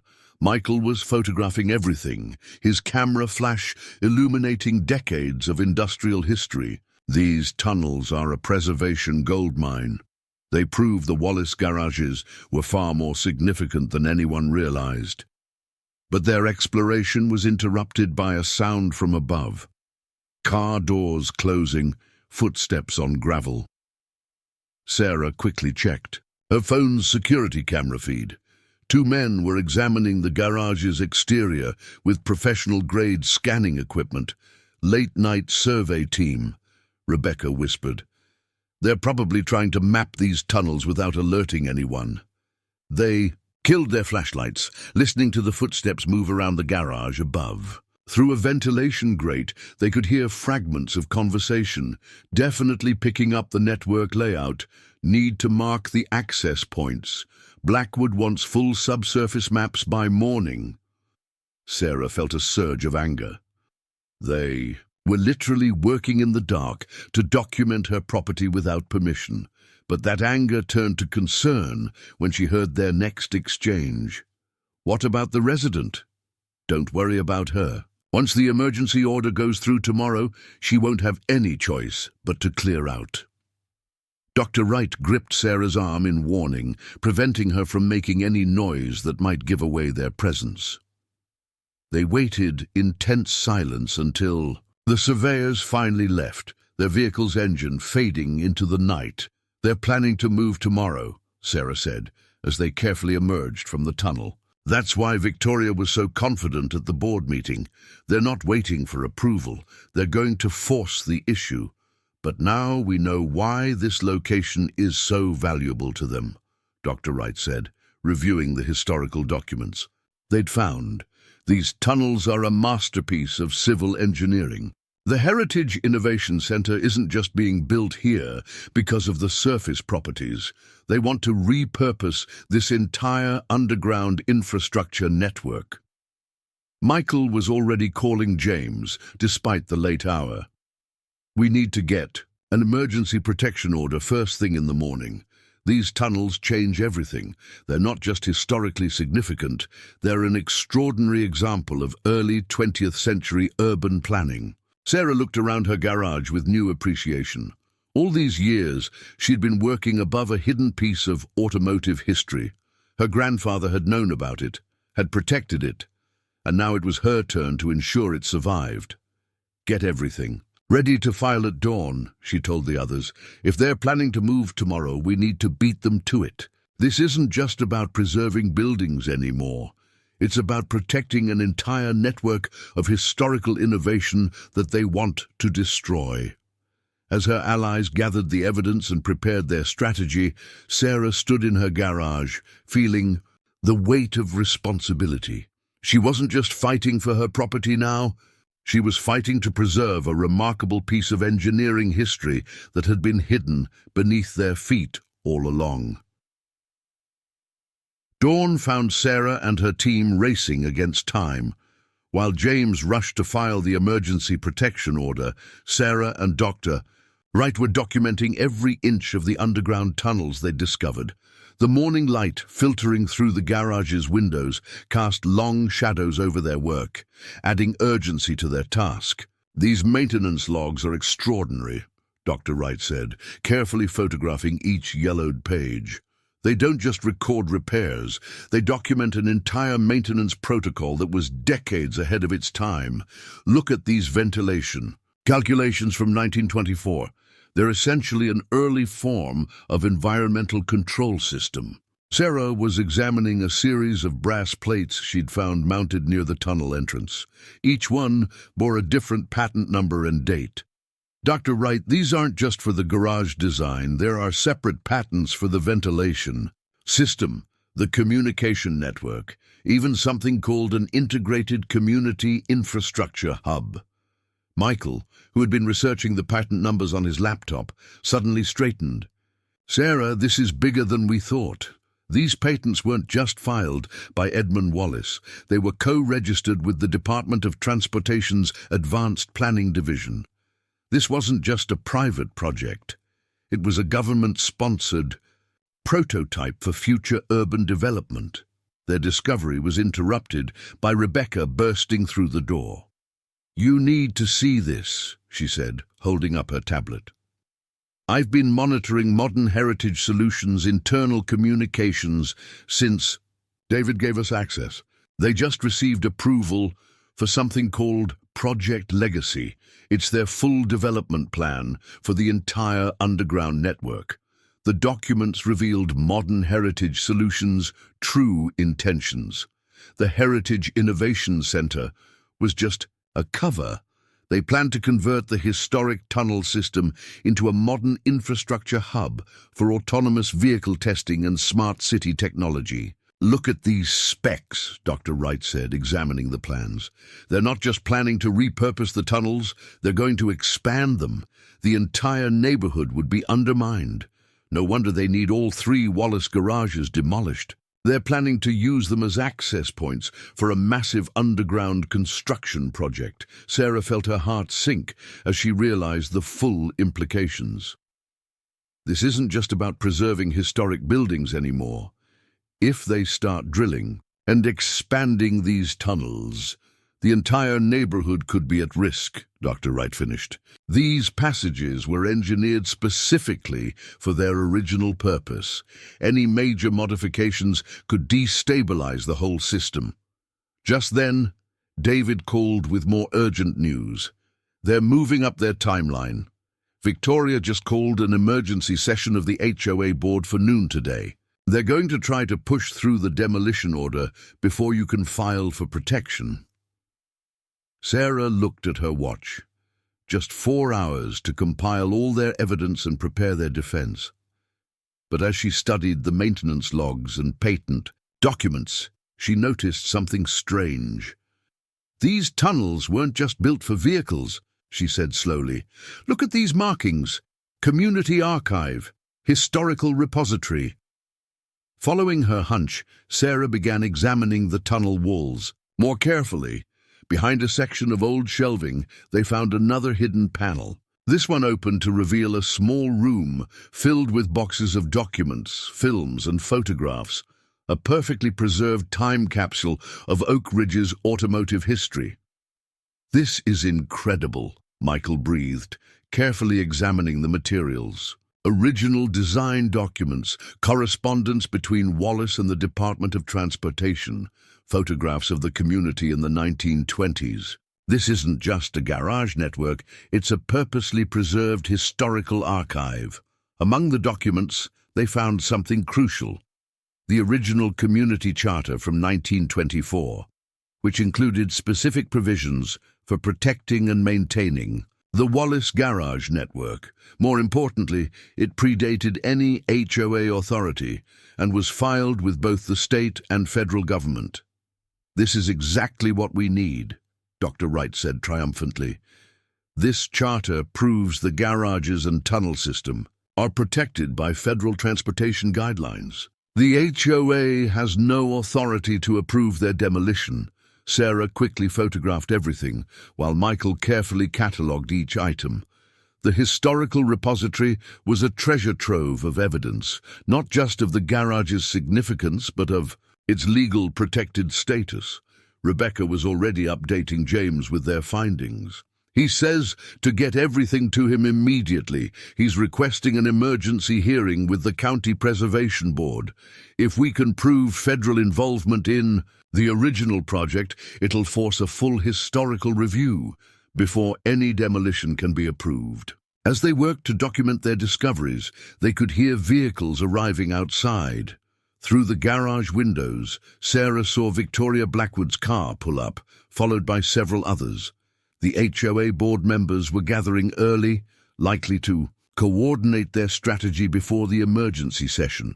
They have no idea what we've found, Sarah said, watching them cluster around Victoria with their coffee cups and tablets. They think they're just dealing with 3 old garages and some stubborn residents. Dr. Wright smiled grimly as she sealed another box of evidence. They're about to learn that they're actually fighting to destroy a piece of federally protected transportation history. Sometimes the best defense is simply revealing the truth that was there all along. Sarah looked around her garage, at the hidden passages that had protected these historical treasures for nearly a century, at the patent plates that proved their significance, at the team of allies working to preserve it all. In trying to erase history, Victoria Blackwood had inadvertently helped them uncover its true importance. Now they just had to make sure that history survived long enough to tell its story. With just 2 hours until the emergency HOA session, Sarah's garage had transformed into a war room. James had arrived with legal documents spread across the workbench, while Dr. Wright organized their technical evidence. Michael and Rebecca worked to prepare their presentation of the historical findings. "We need to approach this strategically," James said, outlining their plan. "Victoria's going to try to rush through the demolition order before we can present our evidence. We have to force them to acknowledge the federal protection angle first." Dr. Wright laid out the original charter documents. "The federal transportation connection is our strongest point. These tunnels weren't just a private construction project. They were a government-sponsored prototype for urban infrastructure. That puts them under federal jurisdiction. But Victoria's already gathered the board members early, Rebecca reported, watching through the window as more cars arrived. They're probably planning their own strategy right now. Sarah studied the growing crowd outside. Besides the board members, she noticed several unfamiliar faces, likely representatives from Modern Heritage Solutions and their partner companies. They were bringing in reinforcements. We need to get the other Wallace. Garage owners here, Sarah decided. If we're going to challenge their authority, we need to present a united front. While Rebecca went to gather the other owners, David called with crucial information. They're already preparing press releases announcing the demolition approval, he reported. They're so confident they'll win the vote. They're planning to start work tomorrow. That's why they rushed the meeting, James realized. They want to create a fait accompli before we can get the federal protection order in place. Michael, who had been examining more documents from the underground archive, suddenly called everyone over. Look at this. It's the original federal grant application for the Wallace network. It specifically designates these sites as permanent transportation research facilities. They can't legally demolish them without federal review. James immediately began preparing an injunction based on the grant documents, but their planning was interrupted by the arrival of several large trucks parking along the street. Through the garage windows, they could see workers unloading barriers and construction equipment. They're already staging for demolition, Dr. Wright observed grimly. They're not even waiting for the vote.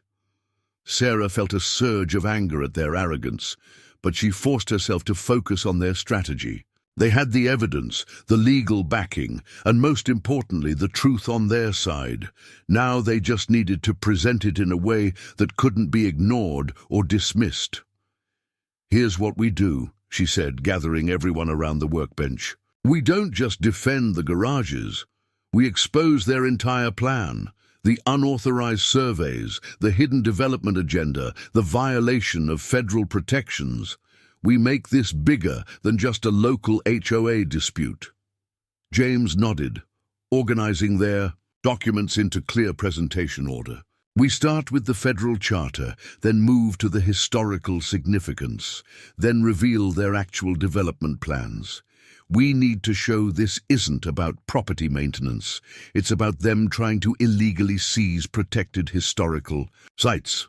Rebecca returned with Mrs. Chen and Mr. Patterson, the other Wallace garage owners. Both were elderly but determined, carrying their own collections of historical documents and photographs. We found more evidence, Mrs. Chen announced. Letters between Wallace and the Department of Transportation discussing future expansion of the network. They were planning to use these garages as models for a nationwide program. As they incorporated the new evidence into their presentation, Sarah watched Victoria conducting what appeared to be a pre-meeting briefing with the board members. Through the window, she could see them nodding along, already convinced by whatever narrative she was spinning. They think they have this wrapped up, Sarah said quietly. They have no idea what we've discovered. Dr. Wright placed a reassuring hand on her shoulder. Sometimes the most powerful moment is when people who think they hold all the cards discover they've been playing the wrong game entirely. With less than an hour until the meeting, they made their final preparations. The evidence was organized, their arguments were prepared, and their strategy was set. Now they just had to hope it would be enough to stop Victoria's bulldozers from erasing a crucial piece of American transportation history. Whatever happens, Sarah told her allies, looking around at the garage that had become their headquarters, we've already accomplished something important. We've uncovered the truth about these buildings and what they really mean. Now we just have to make sure everyone else sees it too. The Oak Ridge Community Center was packed beyond capacity when Sarah and her team arrived. Victoria had clearly mobilized her supporters, filling the front rows with people in business attire who Sarah had never seen in the neighborhood before. But the back of the room was crowded with long-time residents, many holding hastily made signs supporting the preservation of the Wallace garages. Victoria stood at the podium, looking confident as she prepared to begin the emergency session. Behind her, a large screen displayed glossy renderings of the Heritage Innovation Centre. Mr. Phillips stood nearby with a stack of presentations and reports, ready to overwhelm any opposition with technical data. Before we begin the formal proceedings, Victoria announced, "I want to remind everyone that this is a closed HOA session. Only board members and property owners may participate in—" "Actually," James interrupted, standing up, "as this matter involves federally protected historical sites, this meeting falls under public hearing requirements. I've already filed the necessary notifications." Victoria's composed expression flickered slightly. "I'm not aware of any federal protection status for these properties." "Then allow us to enlighten you," Sarah said, stepping forward with Dr. Wright. They began setting up their own presentation equipment, while James distributed copies of the original federal charter to the board members. "What is this?" Victoria demanded, picking up one of the documents. "That," Dr. Wright replied, "is the 1924 Federal Transportation Department grant establishing the Wallace Automotive Network as a protected research facility. These garages aren't just private properties. They're part of a government-sponsored infrastructure project that was decades ahead of its time." The screen behind Victoria switched from marketing renders to historical photographs and technical drawings. Michael began walking the audience through the remarkable features they'd discovered, including the underground tunnel network that connected all three garages. "These buildings aren't hazards to be demolished," Sarah explained, her voice strong and clear. "They're historically significant structures that were purposely designed to serve as community hubs and research facilities. And more importantly, they're still legally protected under the original federal charter." Victoria tried to regain control of the meeting. "These claims are interesting but irrelevant. The HOA has clear authority to address safety concerns." "About those safety concerns," Dr. Wright cut in, pulling up her comparative analysis. "I've documented numerous instances where your inspection teams deliberately misrepresented structural conditions. Would you like me to detail each false claim, or shall we move on to discussing why you conducted unauthorized underground surveys of protected federal sites?" A murmur ran through the crowd. Victoria's supporters shifted uncomfortably in their seats as James projected copies of Modern Heritage Solutions' internal documents onto the screen. "The Heritage Innovation Center project isn't about community improvement," Sarah continued. "It's about exploiting historical infrastructure for private gain. They didn't just want to demolish our garages, they planned to take over the entire underground network for their autonomous vehicle testing program." Mr. Phillips stepped forward, attempting to salvage their position. "The Innovation Center would bring significant economic benefits." "While destabilizing the entire neighborhood," Dr. Wright interrupted. "Your own engineering reports, which you tried to keep hidden, show that your planned tunnel expansions would compromise the structural integrity of multiple properties. You were willing to put homes at risk to serve your development agenda." Victoria's facade of control was cracking.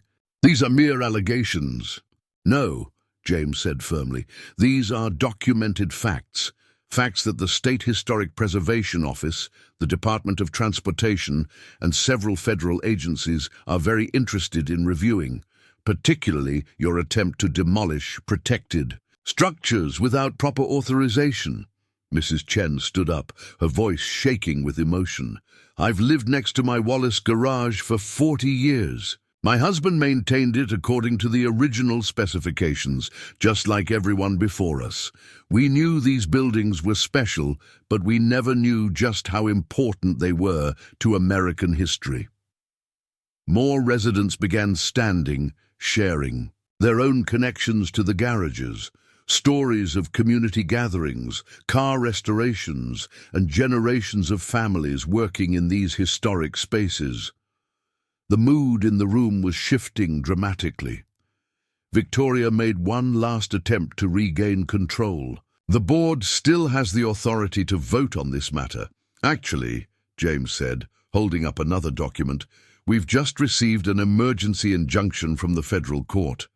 No action can be taken regarding these properties until a full historical review is completed. Those construction vehicles you've staged outside, they need to leave. Now. The room erupted in cheers from the residents. Victoria stood at the podium, her carefully planned takeover crumbling around her. Through the windows, they could see her workers already beginning to pack up their equipment.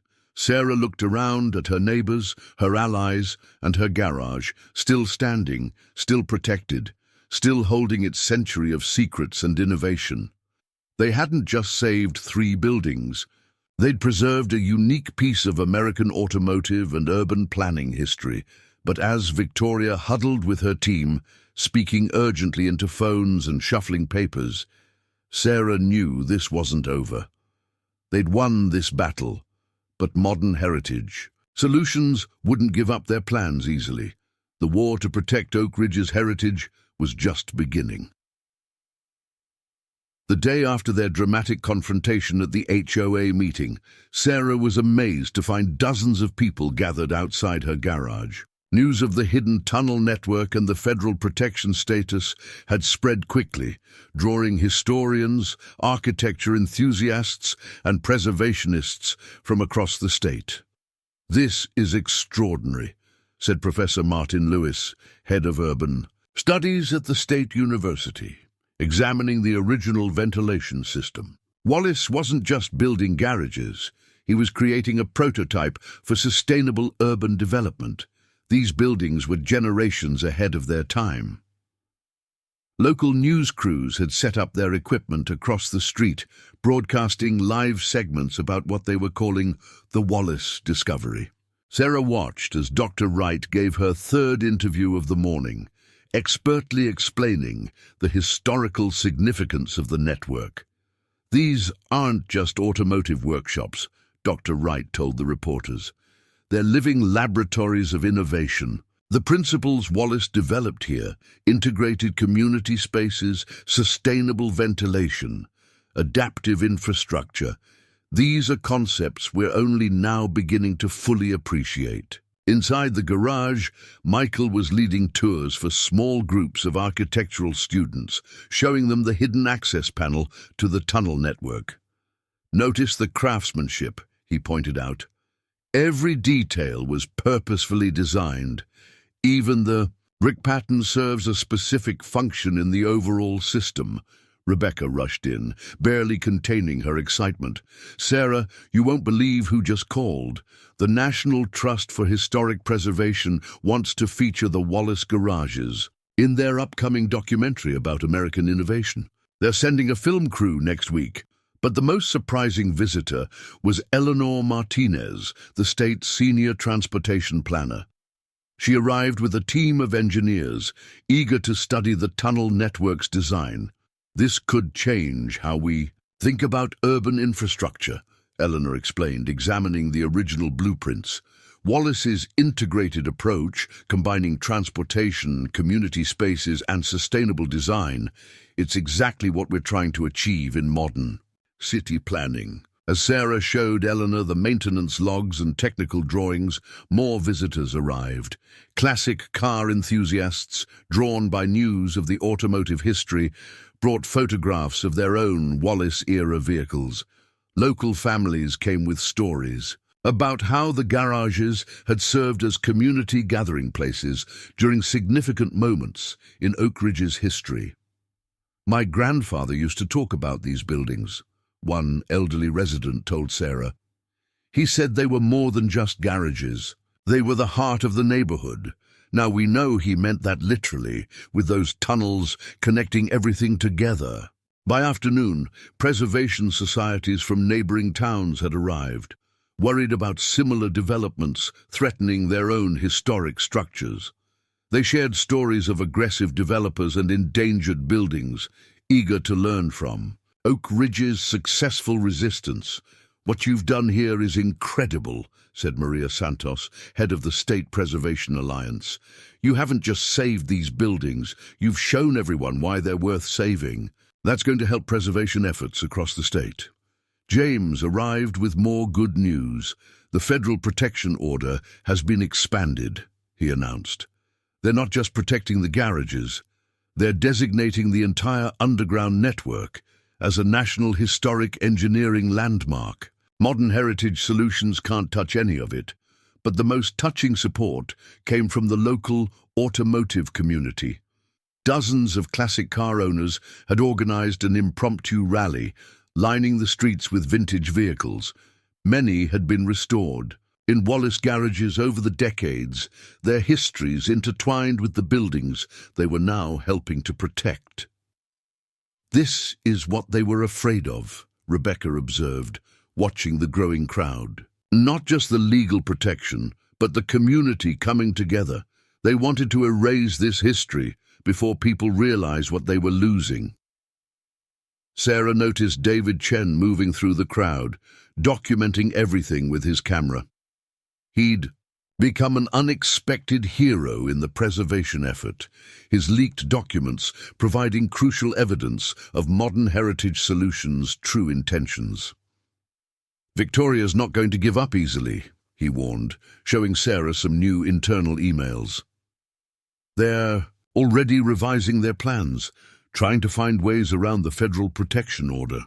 But with all this public support, it's going to be much harder for them to operate in the shadows."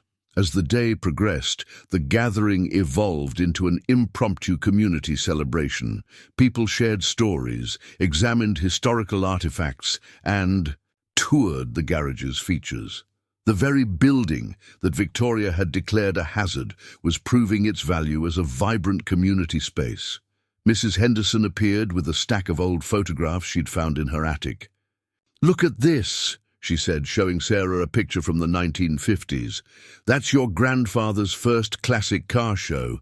See how many people are gathered around these garages. This is what Oak Ridge is supposed to be, a place where history stays alive."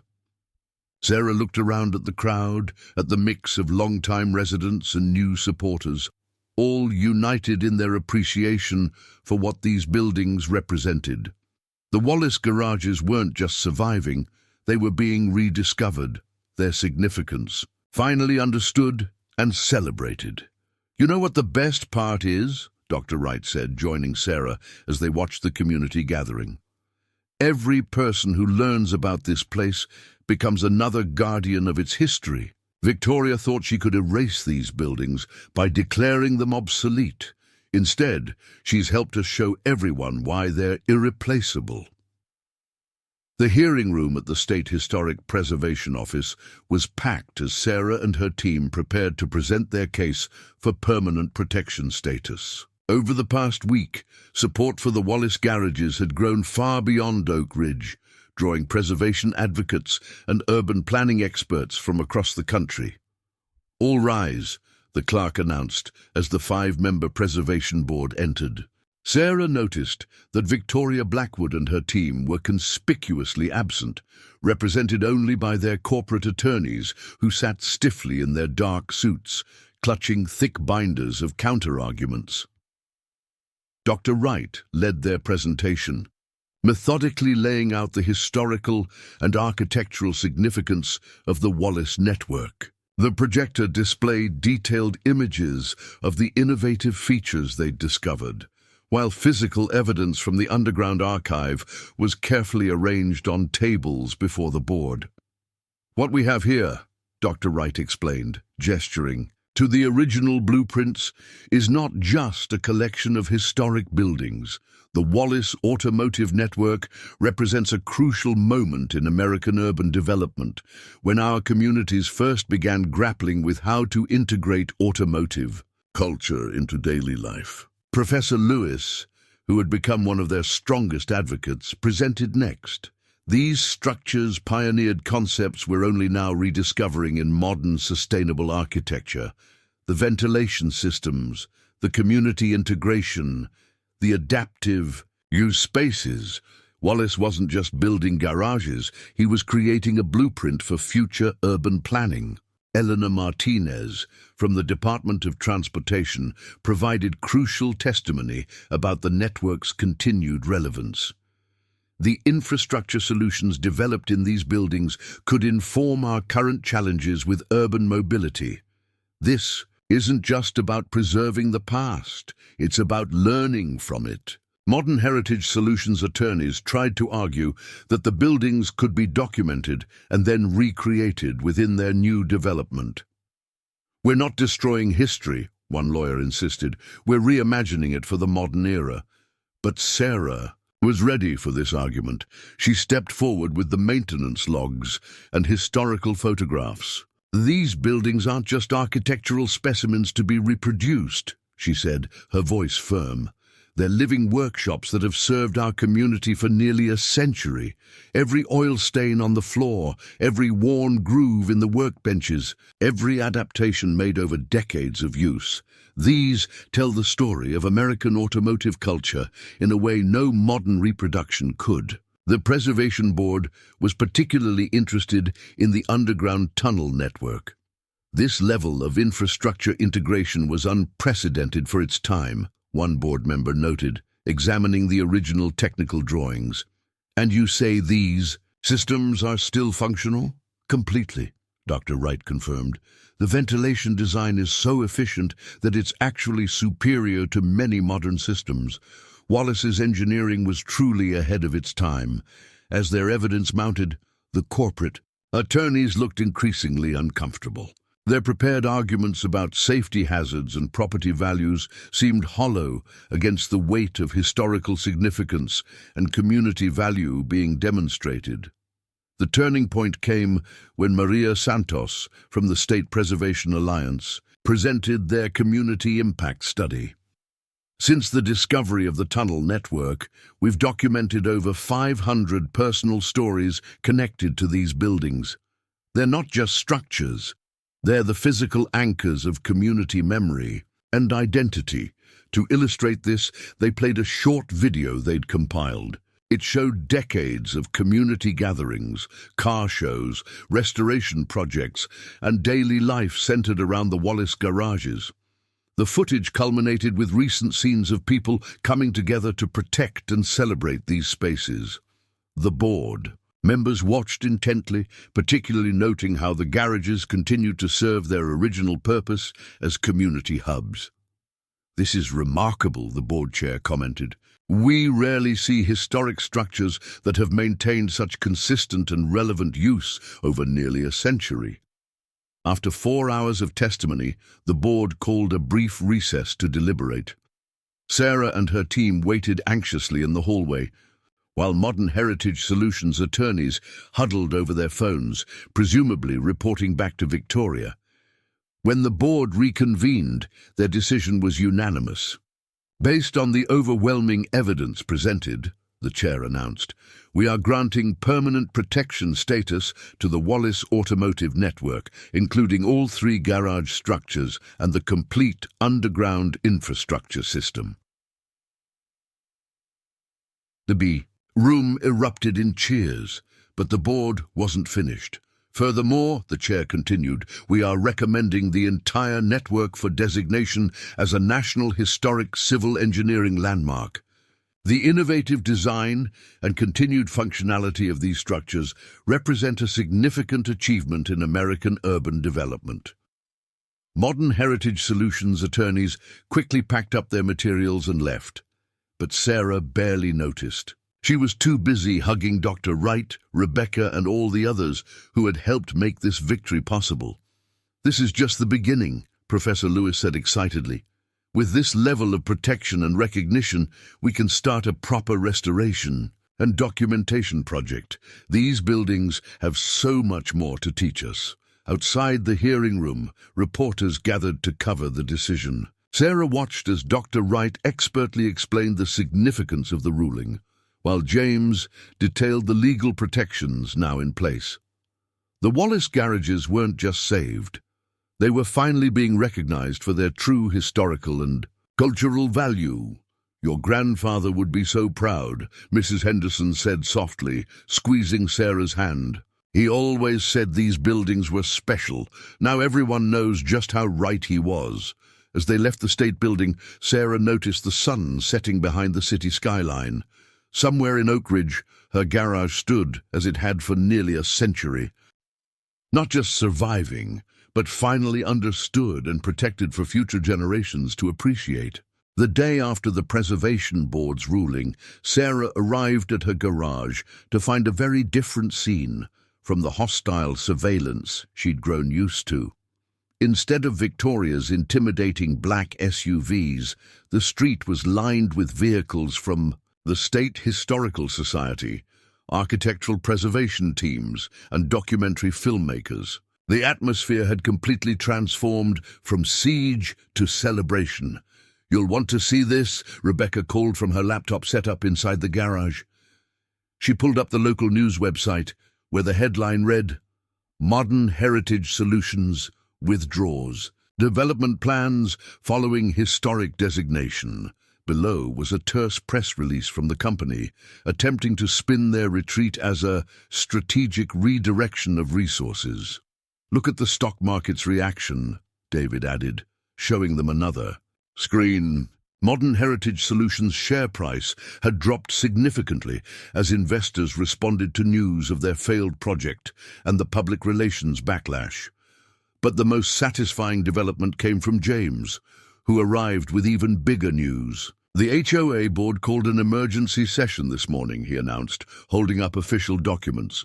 "Victoria Blackwood has resigned as board president, effective immediately. Apparently, several board members threatened to call for a full audit of the association's involvement with Modern Heritage Solutions." Sarah was examining the original Wallace workbench with a restoration expert when Dr. Wright burst in, practically glowing with excitement. "The National Engineering Historical Society just approved our grant proposal," she exclaimed. "Full funding for a complete restoration and documentation project. We're not just going to preserve these buildings, we're going to restore them to their original glory." The grant would allow them to properly restore all 3 Wallace garages while thoroughly documenting their innovative features. More importantly, it would fund the careful exploration and mapping of the entire underground tunnel network. "There's something else," Dr. Wright added, lowering her voice. "I just got off the phone with the Department of Transportation. They're interested in studying Wallace's designs for possible applications in modern infrastructure projects. His concepts for integrated community spaces and sustainable ventilation systems might influence the next generation of urban planning." Throughout the day, Sarah watched as teams of experts examined every aspect of her garage with newfound appreciation. Architectural historians documented the unique brickwork patterns. Engineering students measured the ventilation systems, and preservation specialists began planning the restoration work. "It's strange," Sarah said to Rebecca as they watched the activity. "A month ago, they were calling this place a hazard that needed to be demolished. Now it's being studied as an architectural treasure." "Because you didn't just save these buildings," Rebecca replied. "You helped everyone understand why they matter." The transformation wasn't limited to Sarah's garage. All across Oak Ridge, the atmosphere had shifted. Neighbors who had once eyed the old buildings with suspicion now spoke proudly about living in a historically significant district. Property values had actually increased following the historic designation, proving Victoria's doom and gloom predictions completely wrong. In the afternoon, Mrs. Henderson arrived with an unexpected discovery. "I found these in my attic," she said, carefully unpacking a box of old films. "My husband used to document all the neighborhood events. There's footage of your grandfather hosting community gatherings here in the 1960s. The films revealed the garage in its heyday. Classic cars being restored, community celebrations, children learning about engines from patient mechanics. It was living proof of exactly what these buildings had meant to generations of Oak Ridge. Residents, we should digitize these, Michael suggested, already planning how to incorporate them into the historical record. They show how these spaces weren't just workshops, they were the heart of the community. As the day progressed, Sarah noticed something remarkable. The garage felt alive in a way it hadn't for years. Every corner buzzed with activity. Every historical feature drew excited discussion. Every old tool or document sparked new discoveries. It was exactly how these buildings were meant to be used, as living, breathing spaces where history and community came together. Late in the afternoon, a sleek Tesla pulled up outside. Sarah recognized Mr. Phillips, but instead of his usual corporate demeanor, he seemed almost sheepish as he approached. "Ms. Mitchell," he said carefully, "I owe you an apology. When we planned the Innovation Center, we saw these buildings as obstacles to be removed. We never understood what they really were." He paused, looking around at the historic workspace. The irony is, Wallace's designs for integrated community infrastructure were more innovative than anything we were planning to build. Sarah accepted his apology with grace, but she couldn't help adding, "Sometimes the most innovative solution is preserving what works, not destroying it for something new." As the sun set, casting long shadows through the garage's original windows, Sarah sat at her grandfather's workbench. The Pierce arrow he'd dreamed of restoring still waited patiently for her attention. But now it would be restored in a space that was itself restored, its history protected and its significance understood. The battle to save the Wallace garages had transformed into something much larger, a restoration project that would preserve not just buildings, but a unique piece of American automotive and architectural history. Victoria Blackwood had tried to erase that history, but instead she had inadvertently helped ensure it would be protected for generations to come. 3 months after the Preservation Board's ruling, the Wallace Automotive Network restoration project was in full swing. Sarah's garage had become the central hub for a remarkable transformation that spread beyond just the physical restoration of 3 historic buildings. The underground tunnel network, now carefully mapped and documented, had revealed even more innovations. Engineering teams discovered Wallace's original plans for expanding the system throughout Oak Ridge, creating what he called a community infrastructure web, concepts that seemed remarkably prescient in an age of smart cities and integrated urban planning. "Your grandfather's garage is going to be in every major architectural textbook," Dr. Wright told Sarah as they reviewed the restoration progress. The building gleamed with careful preservation work. Original bricks cleaned, but not replaced. Historic fixtures restored to working order, and period-correct lighting bringing warmth to the historic workspace. The Pierce arrow, still in mid-restoration, had become part of the garage's living history exhibit. Visitors could watch Sarah work on it using her grandfather's original tools, demonstrating how the space continued to serve its intended purpose after nearly a century. The most significant change came in the community's attitude. Where Victoria Blackwood had once rallied support for demolition, residents now took pride in their neighborhood's unique heritage.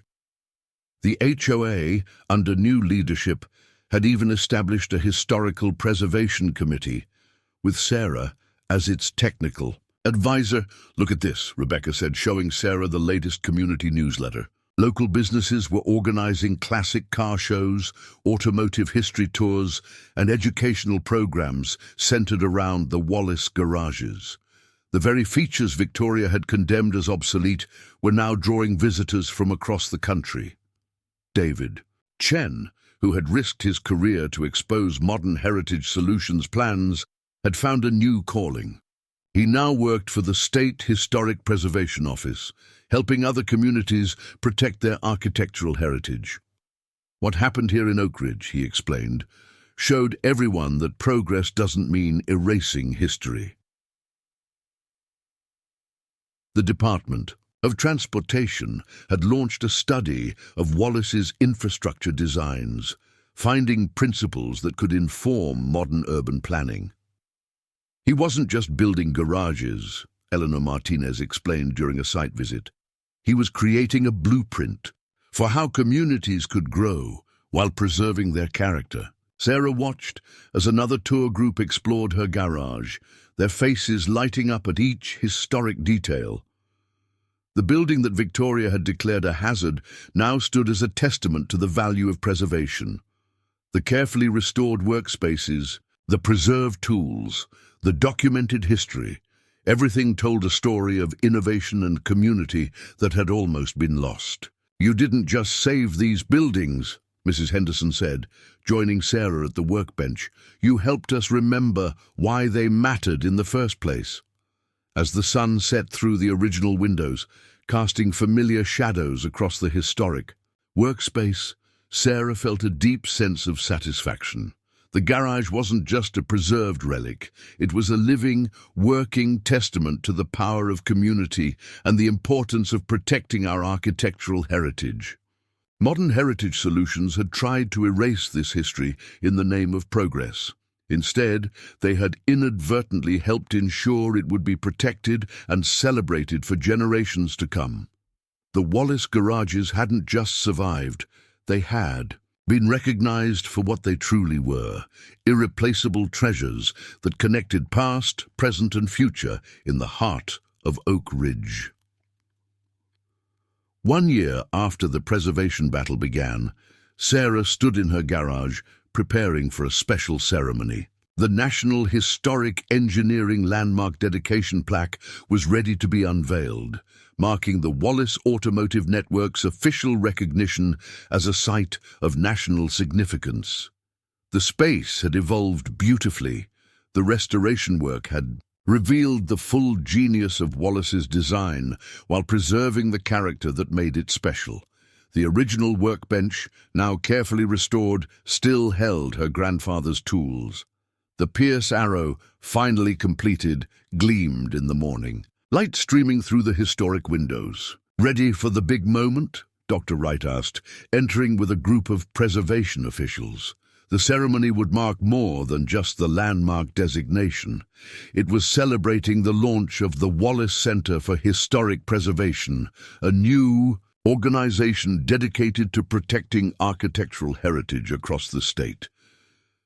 Sarah touched the worn edge of the workbench, feeling the decades of history beneath her fingers. "You know, when this all started, I was just trying to save my garage. I never imagined it would lead to all this."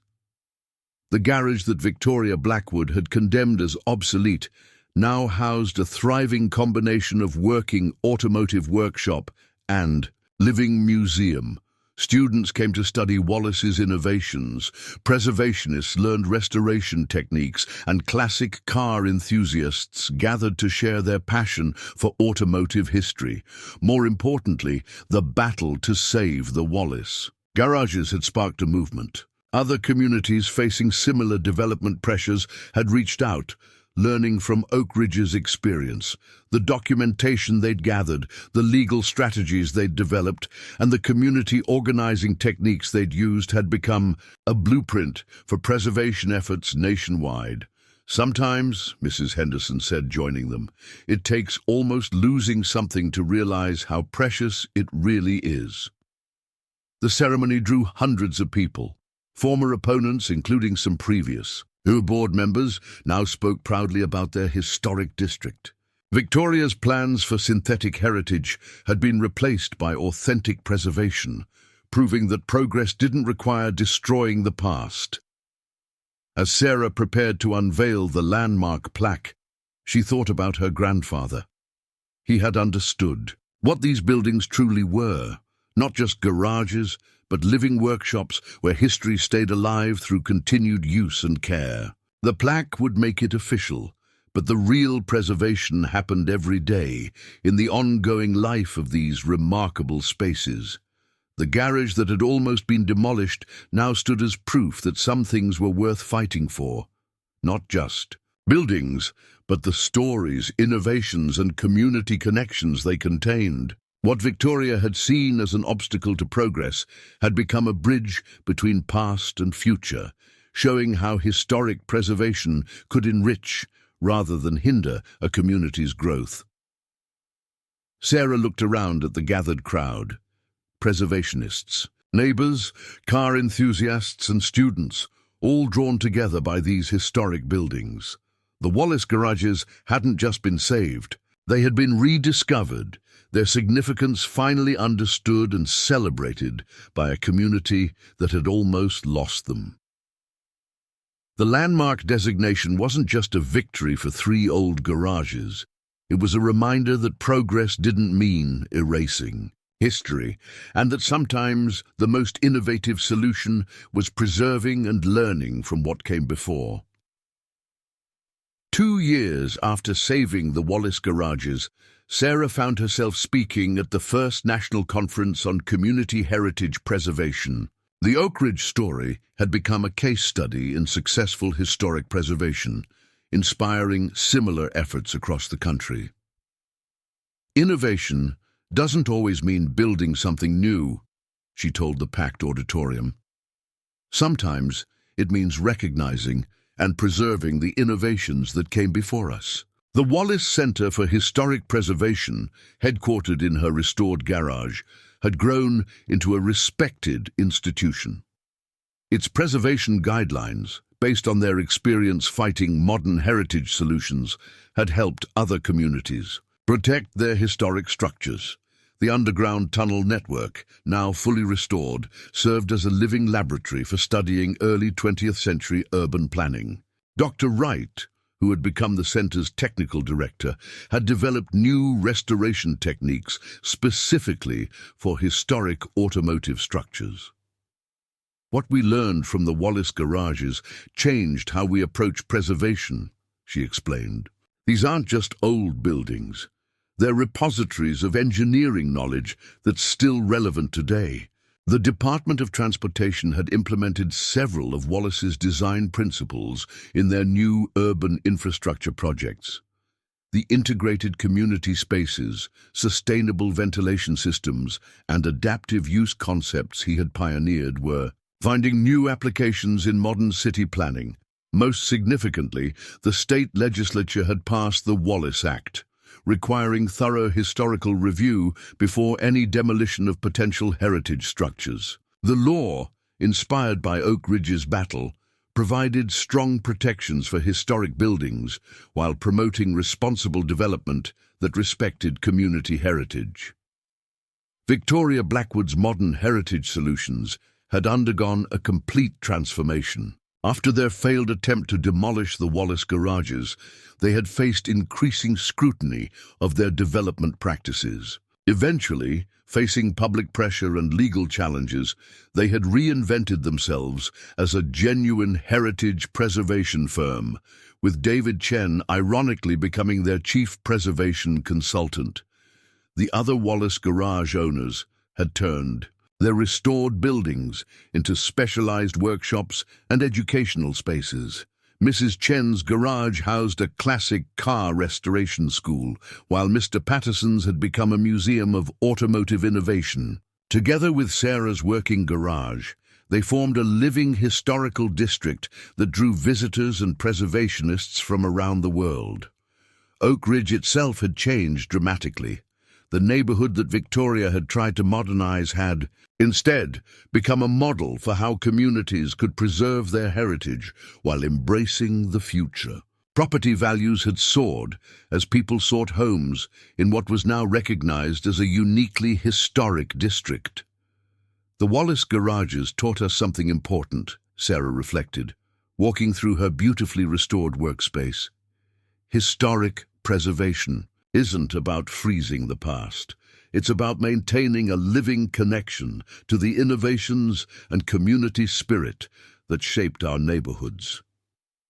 The Pierce Arrow, now fully restored, stood as a symbol of that connection. Sarah still worked on classic cars in the same space where her grandfather had taught her, using the same tools and techniques that had been preserved along with the building.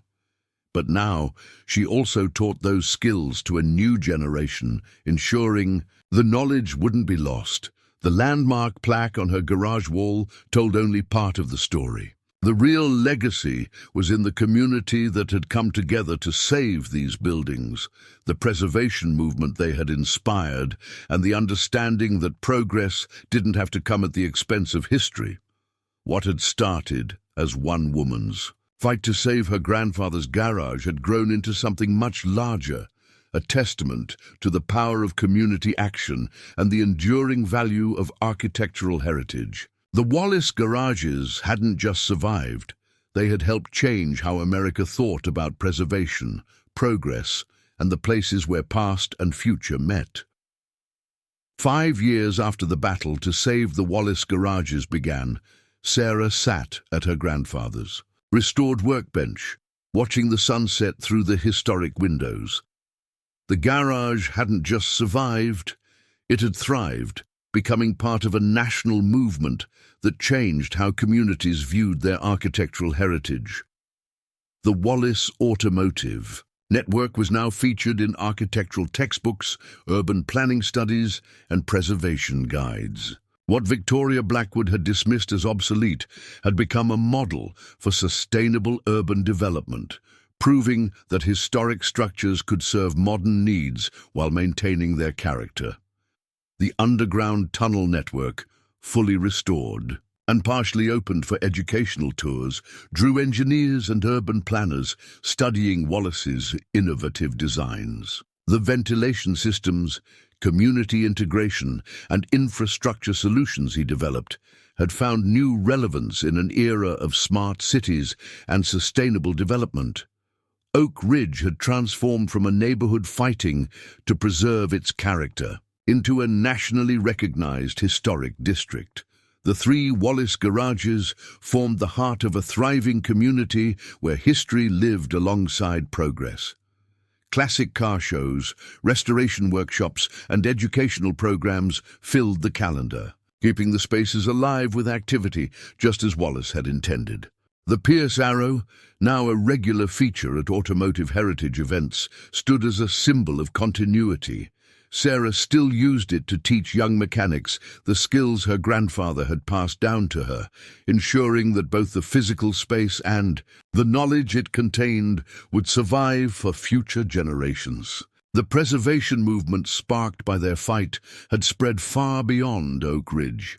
The Wallace Act had protected countless historic structures across the state, while the Wallace Center for Historic Preservation helped communities organize and defend their architectural heritage.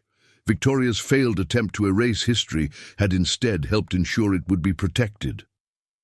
As Sarah closed up the garage that evening, she paused to touch the landmark plaque that marked their victory. But the real testament wasn't in bronze and official recognition, it was in the living heritage that continued in these spaces, in the community that had come together to save them, and in the understanding that progress meant building on the past, not erasing it. The garage that had almost been demolished now stood as proof that some places were worth fighting for, not just as buildings, but as anchors of community memory and innovation. What started as one woman's battle to save her grandfather's workshop had grown into a movement that changed how America viewed its architectural heritage. As the sun set over Oak Ridge, the Wallace garages stood as they had for nearly a century. Not as relics of the past, but as bridges to the future, showing how history could inform and enrich the communities of tomorrow. The hazard that Victoria had condemned had become a landmark, not just in name, but in the continuing story of American innovation and preservation. Sarah smiled as she locked up, knowing that tomorrow would bring another day of restoration work, teaching and community gatherings in this space that had almost been lost. The garage wasn't just saved, it was alive, proving that the best way to honor history was to keep it working, teaching, and inspiring new generations. The legacy of their preservation victory lived on, not just in protected buildings and legal precedents, but in the understanding that progress didn't mean destroying the past. It meant learning from it, building on it, and ensuring that the innovations and community spirit of previous generations continued to enrich the future. Up next, you've got two more standout stories right on your screen. If this one hit the mark, you won't want to pass these up. Just click and check them out.